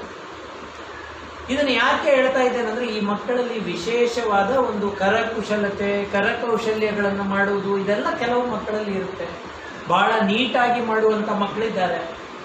ಸೊ ಈ ಮಕ್ಕಳಿಗೆ ಇವರು ಹೇಗೆ ಹೇಳಿಕೊಡ್ತಾರೆ ಅಂದರೆ ಕೆಲವು ಸರಿ ರೋಲ್ ಪ್ಲೇ ಮಾಡ್ತಾರೆ, ಇವರೇ ಟೀಚರ್ಸ್ಗಳು ಮಾಡ್ತಾರೆ. ಬೇರೆ ಮಕ್ಕಳು ಕೆಲವೊಮ್ಮೆ ಸಾಮಾನ್ಯ ಮಕ್ಕಳು ಬಂದವರು ಅವ್ರ ಜೊತೆ ಬೆರೀಲಿಕ್ಕೆ ಬಿಡ್ತಾರೆ. ವಿಚಿತ್ರ ಇದು ಇದೆ ಅವ್ರಿಗೆ ಹೇಳ್ಕೊಡೋದು. ನಾನು ನಿಮ್ಗೆ ಒಂದು ಹೇಳ್ತೇನೆ, ಒಂದು ಮಗು ಟಾಯ್ಲೆಟಲ್ಲಿ ಉಚ್ಚೆ ಮಾಡ್ತಾ ಇರಲಿಲ್ಲ. ಇದು ನಾನು ಆಶಾ ನಿಲಯದಲ್ಲಿ ಸ್ವತಃ ನೋಡಿದ್ದು. ಪ್ರತಿ ಫಂಕ್ಷನಲ್ಲೇ ಹೇಳ್ತೇನೆ ನಾನು, ಮೂತ್ರವೇ ಮಾಡೋದಿಲ್ಲ. ಆ ಟೀಚರ್ ಎಷ್ಟು ಚಂದ ಮಾಡಿದ್ರು ಗೊತ್ತಾ. ಈ ಹೋಲಿ ಟೈಮ್ನಲ್ಲಿ ಇದು ಸಿಗ್ತದಲ್ಲ ಬಣ್ಣಗಳು, ಅಂಥದ್ದೇ ಕೆಲವು ಬಣ್ಣ ತಂದು ಟಾಯ್ಲೆಟ್ನಲ್ಲಿ ಹಾಕಿ ಇನ್ನೊಂದು ಮಗುವಿಗೆ ಉಚ್ಚೆ ಮಾಡಲಿಕ್ಕೆ ಹೇಳಿ. ಆ ಮಗು ಉಚ್ಚೆ ಮಾಡುವಾಗ ಇವ ನೋಡಿದ ಅಲ್ಲ, ಇವ ಒಂದು 6 ವರ್ಷದ, ಅವನಿಗೂ ಇಂಟ್ರೆಸ್ಟ್ ಬಂತು, ನಾನು ಮಾಡಬೇಕು. ಈ ಬೇರೆ ಕಡೆ ಮಾಡಿದರೆ ಆ ಕಲ್ಲರ್ ಗೊತ್ತಾಗೋದಿಲ್ಲ. ಆದ್ರೆ ನಾನು ನಿಮ್ಗೆ ಹೇಳೋದು ಮೆಥಡ್ ಅರ್ಥ ಆಯ್ತಾ. ಚಂದ ಮಾಡಿ ಹೋಗಿ ಮಾಡು. ಬರ್ತಾ ಅವನಿಗೆ ತಲೆಗೆ ಹೋಗ್ಲಿಕ್ಕೆ ಶುರು ಆಯಿತು, ನಾನು ಅಲ್ಲೇ ಮಾಡಬೇಕು ಅಂದರೆ. ಇದು ನಿಮಗೆ ಯಾಕೆ ಹೇಳೋದಂದರೆ ಇವರು ಟೀಚರ್ಸ್ಗೆ ಸ್ಪೆಸಿಫಿಕ್ ಮೆಥಡ್ಸ್ ಇರುತ್ತೆ, ಅದನ್ನು ಹೇಳಿಕೊಡ್ತಾರೆ. ಅವರಿಗೆ ಹೇಳಿಕೊಡುವ ಲರ್ನಿಂಗ್ ಟೀಚಿಂಗ್ ಸ್ಟೈಲೇ ಬೇರೆ ಇದೆ. ಜೊತೆಗೆ ನೀವು ಕೂಡ ಇಂಥದನ್ನೆಲ್ಲ ಟೀಚರ್ಸ್ ಹತ್ರ ಕೇಳಬೇಕು. ಟೀಚರ್ಸ್ ಏನು ಮಾಡ್ತಾರೆ, ಇದು ನಾರ್ಮಲ್ ಶಾಲೆಯಲ್ಲೂ ನೋಡಿದೆ. ನಾನು ಶಾಲೆಗೆ ಫೀಸ್ ಕಟ್ಟಿ ಶಾಲೆಗೆ ಕಳಿಸಿದ್ದೇನೆ, ನನ್ನ ಮಗ A+ ಗ್ರೇಡ್ ಬರಬೇಕು. ನಿಮಗೆ ಇಲ್ಲಿ ಕೂಡ ಅಷ್ಟೇ. ಇಲ್ಲಿ ನಾವು ಕಳಿಸಿದ್ದೇವೆ, ನಾರಾಯಣದವರು ಸರಿ ಮಾಡಬೇಕು. ಅಲ್ಲಿ 5 ವರ್ಷದಿಂದ ಹೋಗ್ತಾನೆ, ತುಂಬ ಏನೂ ಬದಲಾವಣೆ ಇಲ್ಲ. ಆಮೇಲೆ ನಾನು ಮೆಲ್ಲ ಕೇಳುದು, ಹೌದಾ ಮಾತಾಡ್ತಾನೆ? ಹೌದು, ಮೊದಲೆಲ್ಲ 2-3 ಅಕ್ಷರ ಮಾತಾಡ್ತಿದ್ದ, ಈಗ ಅಮ್ಮ ಬಾ ಅಂತಾನೆ, ನೀರು ಬೇಕು ಹೇಳ್ತಾನೆ. ಈಗ ಯಾರಾದ್ರೂ ಬಂದರೆ ಟಾಟಾ ಹೇಳ್ತಾನೆ. ಇದೆಲ್ಲ ಬೆಳವಣಿಗೆ ಅಲ್ವಾ? Improvement will take time. ದಯವಿಟ್ಟು ಇದನ್ನು ತಿಳ್ಕೊಳ್ಳಿ. ಸೊ ನೀವು ಏನು ತಿಳ್ಕೊಳ್ಬೇಕು ಅಂದರೆ, ಈ ಕಾಯಿಲೆಗಳು ಇದಕ್ಕೆ ಇದರ ಚಿಕಿತ್ಸೆ ಏನಿದೆ, ಚಿಕಿತ್ಸೆ ಅಂದರೆ ಟ್ರೈನಿಂಗ್. ಇದಕ್ಕೆ ಮತ್ತೆ ಏನು ಮಾತ್ರೆಗಳು ನಾವು ಕೊಡಲ್ಲ. ಭಾಳ ಜನ ಬರ್ತಾರೆ, ಸರ್ ನಿಮ್ಮ ಭಾಷಣ ಭಾರಿ ಒಳ್ಳೆಯದು, ನನ್ನ ಮಗನಿಗೆ ಒಂದು ಬುದ್ಧಿಶಕ್ತಿ ಜಾಸ್ತಿ ಮಾಡಲಿಕ್ಕೆ ಒಂದು ಮಾತ್ರೆ ಕೊಡಿ. ಹೇಳ್ತೇನೆ, ನಾನು ಬರ್ತೇನೆ ಅಲ್ಲಿ. ಬುದ್ಧಿಶಕ್ತಿ ಜಾಸ್ತಿ ಮಾಡಲಿಕ್ಕೆ ಮಾತ್ರೆ ಕೊಡಿ. ನಾನು ಅವ್ರಿಗೆ ಹೇಳೋದು, ಅಂಥದ್ದೇನಾದರೂ ಇದ್ದರೆ ಫಸ್ಟ್ ನನಗೆ ಕೊಡಿ, ನಾನೇ ತಗೊಳ್ತೇನೆ. ಈಗ ನಾನು ಏನು ಮಾತಾಡಬೇಕು ಅಂತ ಪೂರ್ತಿ ಬರ್ಕೊಂಡು ಬಂದಿದ್ದೀನಿ. ಯಾಕಂದರೆ ನನಗೆ ಇಲ್ಲ ಅಂದರೆ ನಾನು ಏನೇನೋ ಮಾತಾಡಬಾರ್ದು. ಅದು ನನಗೆ ಬುದ್ಧಿಶಕ್ತಿ ನಿಜವಾಗ್ಲೂ ಕಡಿಮೆ. ಇದನ್ನು ನೋಡಿಯೇ ಹೇಳಬೇಕು. ಅರ್ಥ ಆಯ್ತಾ? ಬುದ್ಧಿಶಕ್ತಿಯನ್ನು ಜಾಸ್ತಿ ಮಾಡುವ ಯಾವುದೇ ಮಾತ್ರೆ ಇಲ್ಲ. ನಿಮ್ಮ ಇಂಟೆಲಿಜೆನ್ಸನ್ನು ಜಾಸ್ತಿ ಮಾಡುವ ಯಾವುದೇ ಮಾತ್ರೆ ಇಲ್ಲ. ಎಸ್, ಡಾಕ್ಟರ್ ಹತ್ರ ಯಾಕೆ ಬರಬೇಕು? ಡಾಕ್ಟರ್ ಯಾವಾಗ ಮಾತ್ರೆ ಕೊಡ್ತಾರೆ? ಇನ್ನು ಕೆಲವು ಪೇರೆಂಟ್ಸ್ ಅವರ ಮಕ್ಕಳು ನಾನು ನೋಡ್ತಾ ಇದ್ದೇನೆ, ನನ್ನ ಪರಿಚಯದವರು ಇದ್ದೀರಾ, ನಿಮಗೆ ಗೊತ್ತು ಏನು, ಅತಿ ಚಟುವಟಿಕೆ ಇರುವ ಮಕ್ಕಳು. ನಾನು ಆಗಲೇ ಹೇಳಿದ್ನಲ್ಲ, ಬೀಳ್ತಾನೆ, ಹೊಡಿತಾನೆ, ಬಡಿತಾನೆ, ಅದನ್ನು ಕಡಿಮೆ ಮಾಡಲಿಕ್ಕೆ ಮಾತ್ರೆ ಕೊಡ್ತಾರೆ. ಫಿಟ್ಸ್ ಕಾಯಿಲೆ, ಅರ್ಥ ಆಯ್ತಾ? ಫಿಟ್ಸ್ ಕಾಯಿಲೆ ಇದೆ, ಅದಕ್ಕೆ ಮಾತ್ರೆ ಕೊಡಬೇಕು. ಅರ್ಥ ಆಯ್ತಾ? ಬುದ್ಧಿಶಕ್ತಿ ಜಾಸ್ತಿ ಮಾಡಲಿಕ್ಕಲ್ಲ, ಗಮನ ಕೊಡುವುದಿಲ್ಲ. ಒಂದು ಕಡೆ ಕೂತ್ಕೊಂಡು ಗಮನ ಕೊಡಲಿಕ್ಕೆ ಆಗಲ್ಲ, ಅಲ್ಲಿ ಮಾತ್ರೆ ಆ ಗಮನವನ್ನು ಇಂಪ್ರೂವ್ ಮಾಡಲಿಕ್ಕೆ ಮಾತ್ರೆ ಕೊಡ್ತೇವೆ. ಅರ್ಥ ಆಯ್ತಾ? ಈ ಮಕ್ಕಳಲ್ಲಿ ಕೆಲವೊಮ್ಮೆ ಚಿತ್ತವಿಕಲತೆ ಅಂತ ಹೇಳ್ತೇವೆ, ಭ್ರಮೆ ಶುರುವಾಗ್ಬಿಡುತ್ತೆ. ಎಲ್ಲರಿಗೂ ಹೊಡೆಯೋದು. ಬೇರೆ ಮಕ್ಕಳನ್ನ ಅಪ್ಪ ಅಮ್ಮನನ್ನು ನೋಡಿದ ಕೂಡಲೇ ಹೊಡೆಯೋದು. ಒಬ್ಬ ಹುಡುಗ ಬರ್ತಾನೆ ನನ್ನಲ್ಲಿ, ಈಗ ಟ್ರೀಟ್ಮೆಂಟ್ ಆದಮೇಲೆ ಸರಿ ಇದ್ದಾನೆ, 20 ವರ್ಷದಿಂದ ನೋಡ್ತಾನೆ. ಮಾತ್ರೆ ಎಲ್ಲಾದರೂ ಬಿಟ್ಟರೆ ಅಪ್ಪನಿಗೆ ಹಿಡಿ ಮುಖ ಫ್ರ್ಯಾಕ್ಚರ್ ಆಗುವಾಗ ಹೊಡಿತಾನೆ. ಅಪ್ಪನ ಮೇಲೆ ಒಂದು ಡೌಟ್. ಅರ್ಥ ಆಯ್ತಾ? ವಿಚಿತ್ರ. ಇದು ಸಾಮಾನ್ಯ ಜನರನ್ನು ನೀವು ನೋಡಿದಿರಲ್ವಾ? ಅಂದರೆ ಇದನ್ನು ಯಾಕೆ ಹೇಳ್ತಿದ್ದೀನಿ ಅಂದರೆ, ಈ ಮಕ್ಕಳು ಕೂಡ ಸಾಮಾನ್ಯ ಜನರ ಹಾಗೆ, ಇದನ್ನು ನೀವು ತಿಳ್ಕೊಳ್ಬೇಕು. ಸೊ ಅಂಥ ಸಂದರ್ಭಗಳಲ್ಲಿ ಮಾತ್ರ ಮಾತ್ರೆಯನ್ನು ಕೊಡ್ತೇವೆ. ಇಲ್ಲದೇ ಇದ್ದರೆ ಮುಖ್ಯವಾಗಿ ಟ್ರೈನಿಂಗ್. ಇಲ್ಲಿ ನೀವು ನೋಡಿರ್ಬೋದು, ಕೆಲವರಿಗೆ ಮರಳು ಮೇಲೆ ಬರಿಸ್ತಾರೆ, ಹೌದಾ? ಕೆಲವು ಮಕ್ಕಳಿಗೆ ತುಂಬ ಆಟ ಆಡಿಸ್ತಾರೆ. ಕೆಲವು ಮಕ್ಕಳಿಗೆ ಸಣ್ಣ ಮಗು ಇದ್ದಾಗ ಇಲ್ಲಿ ಈಗ ಬಂದರೆ ಅರ್ಲಿ ಇಂಟರ್ವೆನ್ಷನ್ ಅಂತಾರೆ. ಇದೊಂದು ನಾನು ಹೇಳಬೇಕಿತ್ತು ಮುಖ್ಯವಾಗಿ. ಬೇಗ ಗುರುತಿಸಿ ಬೇಗ ಅವರನ್ನು ಇಂತಹ ಶಾಲೆಗಳಿಗೆ ಹಾಕಿದರೆ ಬೆಟರ್. ಅವರ ಬೆಳವಣಿಗೆ ಉತ್ತಮಗೊಳ್ಳುತ್ತೆ. ಅರ್ಥ ಆಯ್ತಾ? ಇದು ನೀವು ಬೇರೆ ತಾಯಿ ತಂದೆಯರಿಗೆ ಹೇಳಬೇಕು. ಆಶಾ ಇವರು ಇರುವುದರಿಂದ ನಿಮ್ಗೆ ಹೇಳ್ತಾ ಇದ್ದೇನೆ, ಯಾವುದೇ ಮಗುವಾಗಲಿ, ಅದು ಈಗ ಉದಾಹರಣೆಗೆ ಅದು ಇದು ಏನು ಹೇಳ್ತಾರೆ, ಬೆನ್ನ ಮೇಲೆ ಇದಾಗೋಲ್ಲ, ಏನು ಹೇಳ್ತಾರೆ, ಟರ್ನ್ ಆಗುವ ಕೌಚಿ ಬೀಳುವುದಿಲ್ಲ. ನಿಮಗೆ ಗೊತ್ತಾಗುತ್ತೆ. ಆಗ ತಾಯಿ ತಂದೆನೇ ಹೇಳ್ತಾರೆ ಸ್ವಲ್ಪ ಡಲ್ ಇದೆ, ಅವರನ್ನು ಆದಷ್ಟು ಬೇಗ ಅರ್ಲಿ ಇಂಟರ್ವೆನ್ಷನ್, ಇನ್ಫ್ಯಾಕ್ಟ್ ಸರ್ಕಾರ ಇದ್ರ ಬಗ್ಗೆ ಒಂದು ಅರ್ಲಿ ಇಂಟರ್ವೆನ್ಷನ್ ಸೆಂಟರ್ ಎಲ್ಲ ಕಡೆ ಮಾಡಬೇಕು ಅಂತ ಕಾನೂನಿದೆ. ಬಟ್ ಅನ್ಫಾರ್ಚುನೇಟ್ಲಿ ಎಲ್ಲ ಕಡೆ ಅಷ್ಟು ಒಳ್ಳೆ ಫೆಸಿಲಿಟಿಯನ್ನು ಕೊಡ್ಲಿಕ್ಕೆ ಆಗ್ತಾ ಇಲ್ಲ. ಬಟ್ ಎಲ್ಲಿ ಅರ್ಲಿ ಇಂಟರ್ವೆನ್ಷನ್ ಸೆಂಟರ್ಸ್ ಇದೆ, ಆಶಾ ನಿಲಯದವರು ಮಾಡ್ತಾ ಇದ್ರು, ಗೊತ್ತಾಯ್ತಾ? ಉಡುಪಿಯಲ್ಲಿ, ಕಾಂಬೂರ್ನಲ್ಲಿ ಮಾಡ್ತಾ ಇದ್ರು. ನಿಮ್ಮಲ್ಲಿ ಉಂಟಾ ಅರ್ಲಿ ಇಂಟರ್ವೆನ್ಷನ್? ಇಲ್ಲ. ಸೊ ಈ ಸಣ್ಣ ಮಕ್ಕಳಿರುವಾಗಲೇ ಬೇಗನೆ ಅವರಿಗೆ ಕರ್ಕೊಂಡು ಬರಬೇಕು. ಭಾಳ ವಿಚಿತ್ರ ರೀತಿಯಲ್ಲಿ ಇದು ಮಾಡ್ತಾರೆ. ಏನಂದರೆ ಒಂದು ಸಣ್ಣ ಒಂದು ಇದನ್ನು ಹಾಕಿ ಏನು ಹೇಳ್ತಾರೆ, ಒಂದು ಆಟದ ಸಾಮಾನನ್ನು ನೇತಾಕಿ ಬಿಡ್ತಾರೆ. ಆ ಮಗುವಿಗೆ ನೋಡಲಿಕ್ಕೆ ಹೇಳ್ತಾರೆ. ಆ ಮಗು ಮೆಲ್ಲ ರೀಚ್ ಮಾಡಲಿಕ್ಕೆ ಟ್ರೈ ಮಾಡ್ತದೆ. ಹೀಗೆ ಬೇರೆ ಬೇರೆ ಥರ. ಆಗ ಆ ಕಡೆ ಟರ್ನ್ ಮಾಡಲಿಕ್ಕೆ ಟ್ರೈ ಮಾಡುತ್ತೆ. ಈ ರೀತಿಯಾಗಿ ಬೇಗ ಬೇಗ ಮಾಡೋದು. ಅಥವಾ ಒಂದು ಭಾಳ ಬ್ರೈಟ್ ಆಬ್ಜೆಕ್ಟನ್ನು ಹೀಗೆ ಹೀಗೆ ಹೀಗೆ ಟಾರ್ಚ್ ಲೈಟ್ ಬಿಟ್ಟ ಹಾಗೆ ಇದು ಮಾಡ್ತಾರೆ. ಅರ್ಥ ಆಯ್ತಾ? ಸೊ ಇದನ್ನು ನೀವು ಕರೆಕ್ಟಾಗಿ ಆ ಮಕ್ಕಳಿಗೆ ಅರ್ಲಿಯಾಗಿ ನಾವು ಟ್ರೀಟ್ಮೆಂಟ್ ಕೊಟ್ಟರೆ ಆ ಮಕ್ಕಳ ಬೆಳವಣಿಗೆ ಉತ್ತಮ ಆಗುತ್ತೆ. ಸೊ ಇದನ್ನು ನೆನ್ಪಿಟ್ಕೊಳ್ಬೇಕು.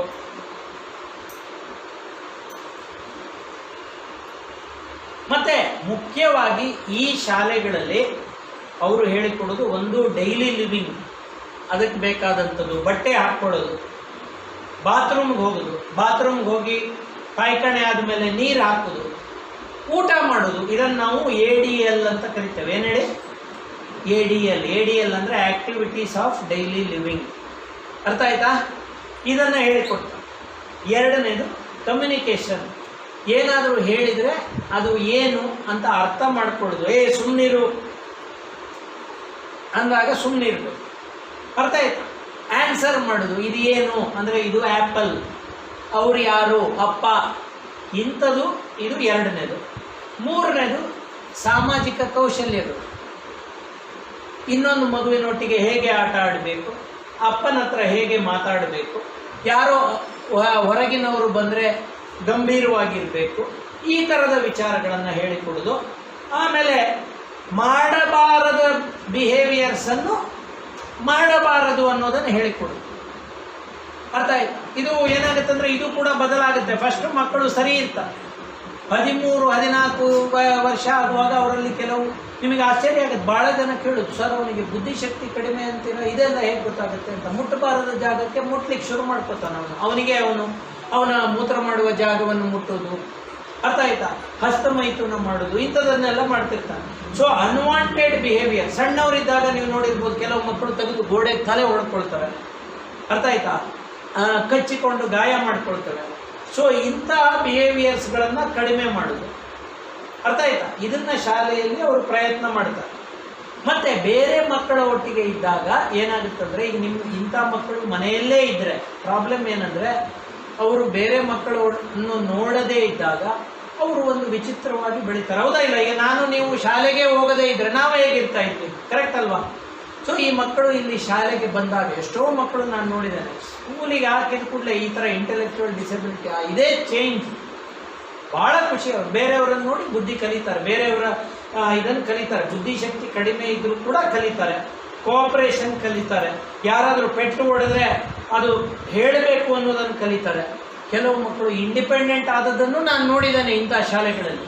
ಹಾಗೆಯೇ ಸಾಮಾಜಿಕ ಕೌಶಲ್ಯ. ಈಗ ಮಗು ನನಗೆ ಒಂದು ರೋಸ್ ಕೊಟ್ಟು ಎಷ್ಟು ಚೆನ್ನಾಗಿ ಸ್ಮೈಲ್ ಮಾಡ್ತು, ಯಾಕಂದರೆ ಸೋಷಿಯಬಿಲಿಟಿ ಅಂತ. ಇವೆಲ್ಲ ಡೆವಲಪ್ ಆಗೋದು ಈ ಶಾಲೆಗಳಲ್ಲಿ. ಸೊ ಇದನ್ನು ನೆನ್ಪಿಟ್ಕೊಳ್ಳಿ. ಒಟ್ಟು ನಾನು ನಿಮಗೆ ರಿಕ್ವೆಸ್ಟ್ ಮಾಡೋದು, ಒಂದು ಪೇಷನ್ಸ್ ಬೇಕು. ಪ್ರತಿಯೊಂದು ಮಗುವು ವಿಶಿಷ್ಟತೆ ಇದೆ. ಪ್ರತಿಯೊಂದು ಮಗುವಿನಲ್ಲಿ ವಿಶಿಷ್ಟತೆ ಇದೆ.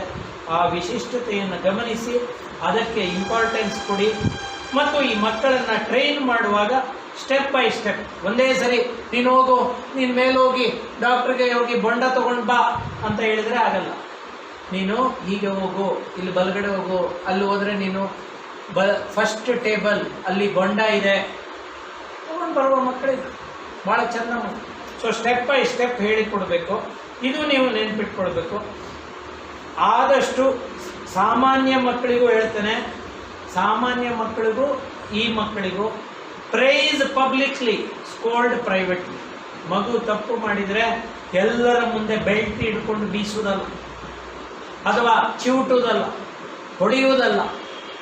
ನೀನು ಪೆದ್ದ, ನೀನು ಹಾಗೆ, ನೀನು ಹೀಗೆ ಅಂತ ಎಲ್ಲರ ಮುಂದೆ ಬೈಯೋದಲ್ಲ, ಸೈಡಿಗೆ ಕರೆದು ಮಕ್ಕಳಿಗೆ ಹೇಳಿ ನೀನು ಈಗ ಮಾಡ್ತಾ ಇರೋದು ತಪ್ಪು ಅಂತ. ಸೊ ಇದನ್ನು ತಿಳ್ಕೊಳ್ಳಿ. ಐ ಥಿಂಕ್ ಇಲ್ಲಿಗೆ ನಾನು ನಿಲ್ಲಿಸ್ತೇನೆ. ನಾನು ಅಂದ್ಕೊಂಡದ್ದು ಆಯಿತು. ಏನಾದರೂ ಬಿಟ್ಟಿದ್ದಾನ? ಸರ್ ಈ ವಿಷಯಕ್ಕೆ ಬಿಟ್ಟು ಹೊರಗೆ ವಿಷಯ ಹಾಂ ಹುಚ್ಚಿ ಬರ್ತಲ್ಲ ಹಾಂ ಹುಚ್ಚಿಲ್ಲ ಅಲ್ಲ, ಅದು ಬ್ರೈನ್ನಲ್ಲಿ ಕೆಲವು ಕೆಮಿಕಲ್ ಚೇಂಜಸ್ ಆಗುವಾಗ ಬರುವಂಥದ್ದು. ಹೆಚ್ಚಿನವು ಮಾತ್ರೆಗಳಿಂದ ಕಡಿಮೆ ಆಗುತ್ತೆ. ಎಷ್ಟೋ ಸರಿ ಈಗ ಡಯಾಬಿಟೀಸ್ ಗುಣ ಆಗದಂಥ ಡಯಾಬಿಟೀಸ್ ಇದೆ ಅಲ್ವಾ, ಇನ್ಸುಲಿನ್ನು 40-50 ಯೂನಿಟ್ ದಿನಕ್ಕೆ 3 ಸರಿ ತಗೊಂಡ್ರು ಕಡಿಮೆ ಆಗದ ಇನ್ಸುಲಿನ್ ಇದು ಇದೆ, ಶುಗರ್ ಅಲ್ವಾ. ಅದೇ ರೀತಿ ಹೌದು ಹೌದು ಖಂಡಿತ ಅದು ಸ್ಕಿಜೋಫ್ರೆನಿಯಾ ಅಂತ. ಅಲ್ಲಿ ಅವರು ಬೀದಿಯಲ್ಲಿ ಓಡಾಡ್ತಿರುವವರ ತಪ್ಪಲ್ಲ, ಅವರ ಮನೆಯವರು ಅದನ್ನು ಬೇಗ ಡಿಟೆಕ್ಟ್ ಮಾಡಿ ಚಿಕಿತ್ಸೆ ಕೊಡದೇ ಇರುವುದರಿಂದ ಬ್ರೈನ್ನಲ್ಲಿ ಪರ್ಮನೆಂಟ್ ಚೇಂಜಸ್ ಆಗುವುದರಿಂದ ಬರುವಂಥದ್ದು. ಸೊ ಇನ್ನೊಂದು ಏನಂದರೆ, ಹಲವು ಸಾರಿ ಇಂಥ ಶಾಲೆಗಳಲ್ಲಿ stitching, weaving, block printing, cooking, ಈಗ ನಮ್ಮಲ್ಲಿ ಒಂದು ಡೇ ಕೇರ್ ಸೆಂಟರ್ ಅಂತಿದೆ. ಮಾನಸಿಕ ಸಮಸ್ಯೆಗಳಿದ್ದು ಅವರು ಡೈಲಿ ಬಂದು ಹೋಗ್ತಾರೆ. ಅಲ್ಲಿ ಅಡಿಗೆ ಹೇಳ್ಕೊಡ್ತಾರೆ ಪೇಷಂಟ್ಸ್. ಅರ್ಥ ಆಯ್ತಾ? ಅವರು ನಮ್ಮ ಈ ಬುದ್ಧಿಶಕ್ತಿ ಕಡಿಮೆ ಇರುವಂಥವರು ಒಂದು 2-3 ಹೋಟೆಲ್ಗಳಲ್ಲಿ ಕೆಲಸ ಮಾಡ್ತಾ ಇದ್ದಾರೆ. ಮಣಿಪಾಲ್ ಕ್ಯಾಂಟೀನಲ್ಲಿ ನಾನು ಸ್ಟೂಡೆಂಟ್ ಆಗಿದ್ದಾಗಿಂದ ನೋಡ್ತೇನೆ ಒಬ್ಬನ, ಇವತ್ತಿಗೂ ಕೆಲಸ ಮಾಡ್ತಾ ಇದ್ದಾನೆ. ಯಾಕೆ ಇದನ್ನು ಹೇಳ್ತಿದ್ದಾನೆ ಅಂದರೆ, ಇದು ಅಗ್ರಿಕಲ್ಚರ್, ಗಾರ್ಡನಿಂಗ್. ನಿಮಗೆ ನೀವು ಇದಕ್ಕೂ ಒಂದು ಎಕ್ಸಾಂಪಲ್ ಕೊಡ್ತೇನೆ. ಹಾಲು ಕರೆಯುವುದು, ಒಂದು ತಾಯಿ ಮಗ ಇಬ್ಬರೇ ಇರೋದು. ಅರ್ಥ ಆಯ್ತಾ? ಆ ಹುಡುಗ ಹಾಲು ಕರೆದು ತಾಯಿ ಹೋಗಿ ಎಲ್ಲ ಕಡೆ ಕೊಟ್ಟು ಬರ್ತಾನೆ. ಅವನಿಗೆ ಬುದ್ಧಿಶಕ್ತಿ, ಅವನು ಮಾಡ್ರೇಟ್ ಮೆಂಟಲ್ ರಿಟಾರ್ಡೇಷನ್ ಇದೆ. ಇವತ್ತಿಗೂ ಉಡುಪಿಯಲ್ಲಿ ತೆಂಕನಡಿಯೂರಿನ ಹತ್ತಿರ ಒಂದು ಕಡೆ. ಇದನ್ನು ಯಾಕೆ ಹೇಳ್ತಾ ಇದ್ದೀನಿ ಅಂದರೆ, ಇವೆಲ್ಲ ಸಾಧ್ಯ ಇದೆ. ವಾರ್ಡ್ ಬಾಯ್ಸ್ ಆಗಿ ಕೆಲಸ ಮಾಡ್ತಾ ಇದ್ದಾರೆ, ನಾನು ನೋಡಿದ ಹಾಗೆ. ಅರ್ಥ ಆಯ್ತಾ? ಮತ್ತು ಗಾರ್ಮೆಂಟ್ ಫ್ಯಾಕ್ಟ್ರೀಸಲ್ಲಿ ಕೆಲಸ ಮಾಡ್ತಾ ಇದ್ದಾರೆ. ಕಾಫಿ ಸಪ್ಲೈ ಮಾಡ್ತಾರೆ. ಕಾಫಿ ಇದು ಇರುವಂಥ ಬೆಂಗಳೂರಿನಲ್ಲಿ ನಾನು ಒಂದು ಹೋಟೆಲ್ನಲ್ಲಿ ನೋಡಿ, ಒಳ್ಳೆ ತುಂಬ ಜನ ಹೋಗಿ ಅಲ್ಲಿ ಪುಸ್ತಕ ಎಲ್ಲ ಓದ್ತಾ. ಆ ಹೋಟೆಲ್ ಹೆಸರು ಹೇಳೋದಿಲ್ಲ, ಯಾಕಂದರೆ ಅಂಥದ್ದು ಇರೋದು 2 ಹೋಟೆಲ್ ನನಗೆ ಗೊತ್ತಿರುವ ಹಾಗೆ. ಅಲ್ಲಿ ಒಬ್ಬ ಹುಡುಗ, ಆಮೇಲೆ ನನಗೆ ಗೊತ್ತಾಯಿತು ಆ ಹುಡುಗ ಅವನಿಗೆ ಟ್ರೈನ್ ಮಾಡಿ ಅವನು ಭಾಳ ಚೆಂದ ಮಾಡಿದ. ಸೊ ಇದು ಯಾಕೆ ನಿಮ್ಗೆ ಇದನ್ನೆಲ್ಲ ಹೇಳ್ತಾ ಇದ್ದೇನೆ ಅಂದರೆ, ನಿಮಗೆ ಸುಮ್ಮನೆ ಆಶಾವಾದ ಹುಟ್ಟಿಸ್ಲಿಕ್ಕಲ್ಲ, ಬಟ್ ಅದು ಸಾಧ್ಯ ಇದೆ. ನಾನು ನೋಡಿದ್ದೇನೆ.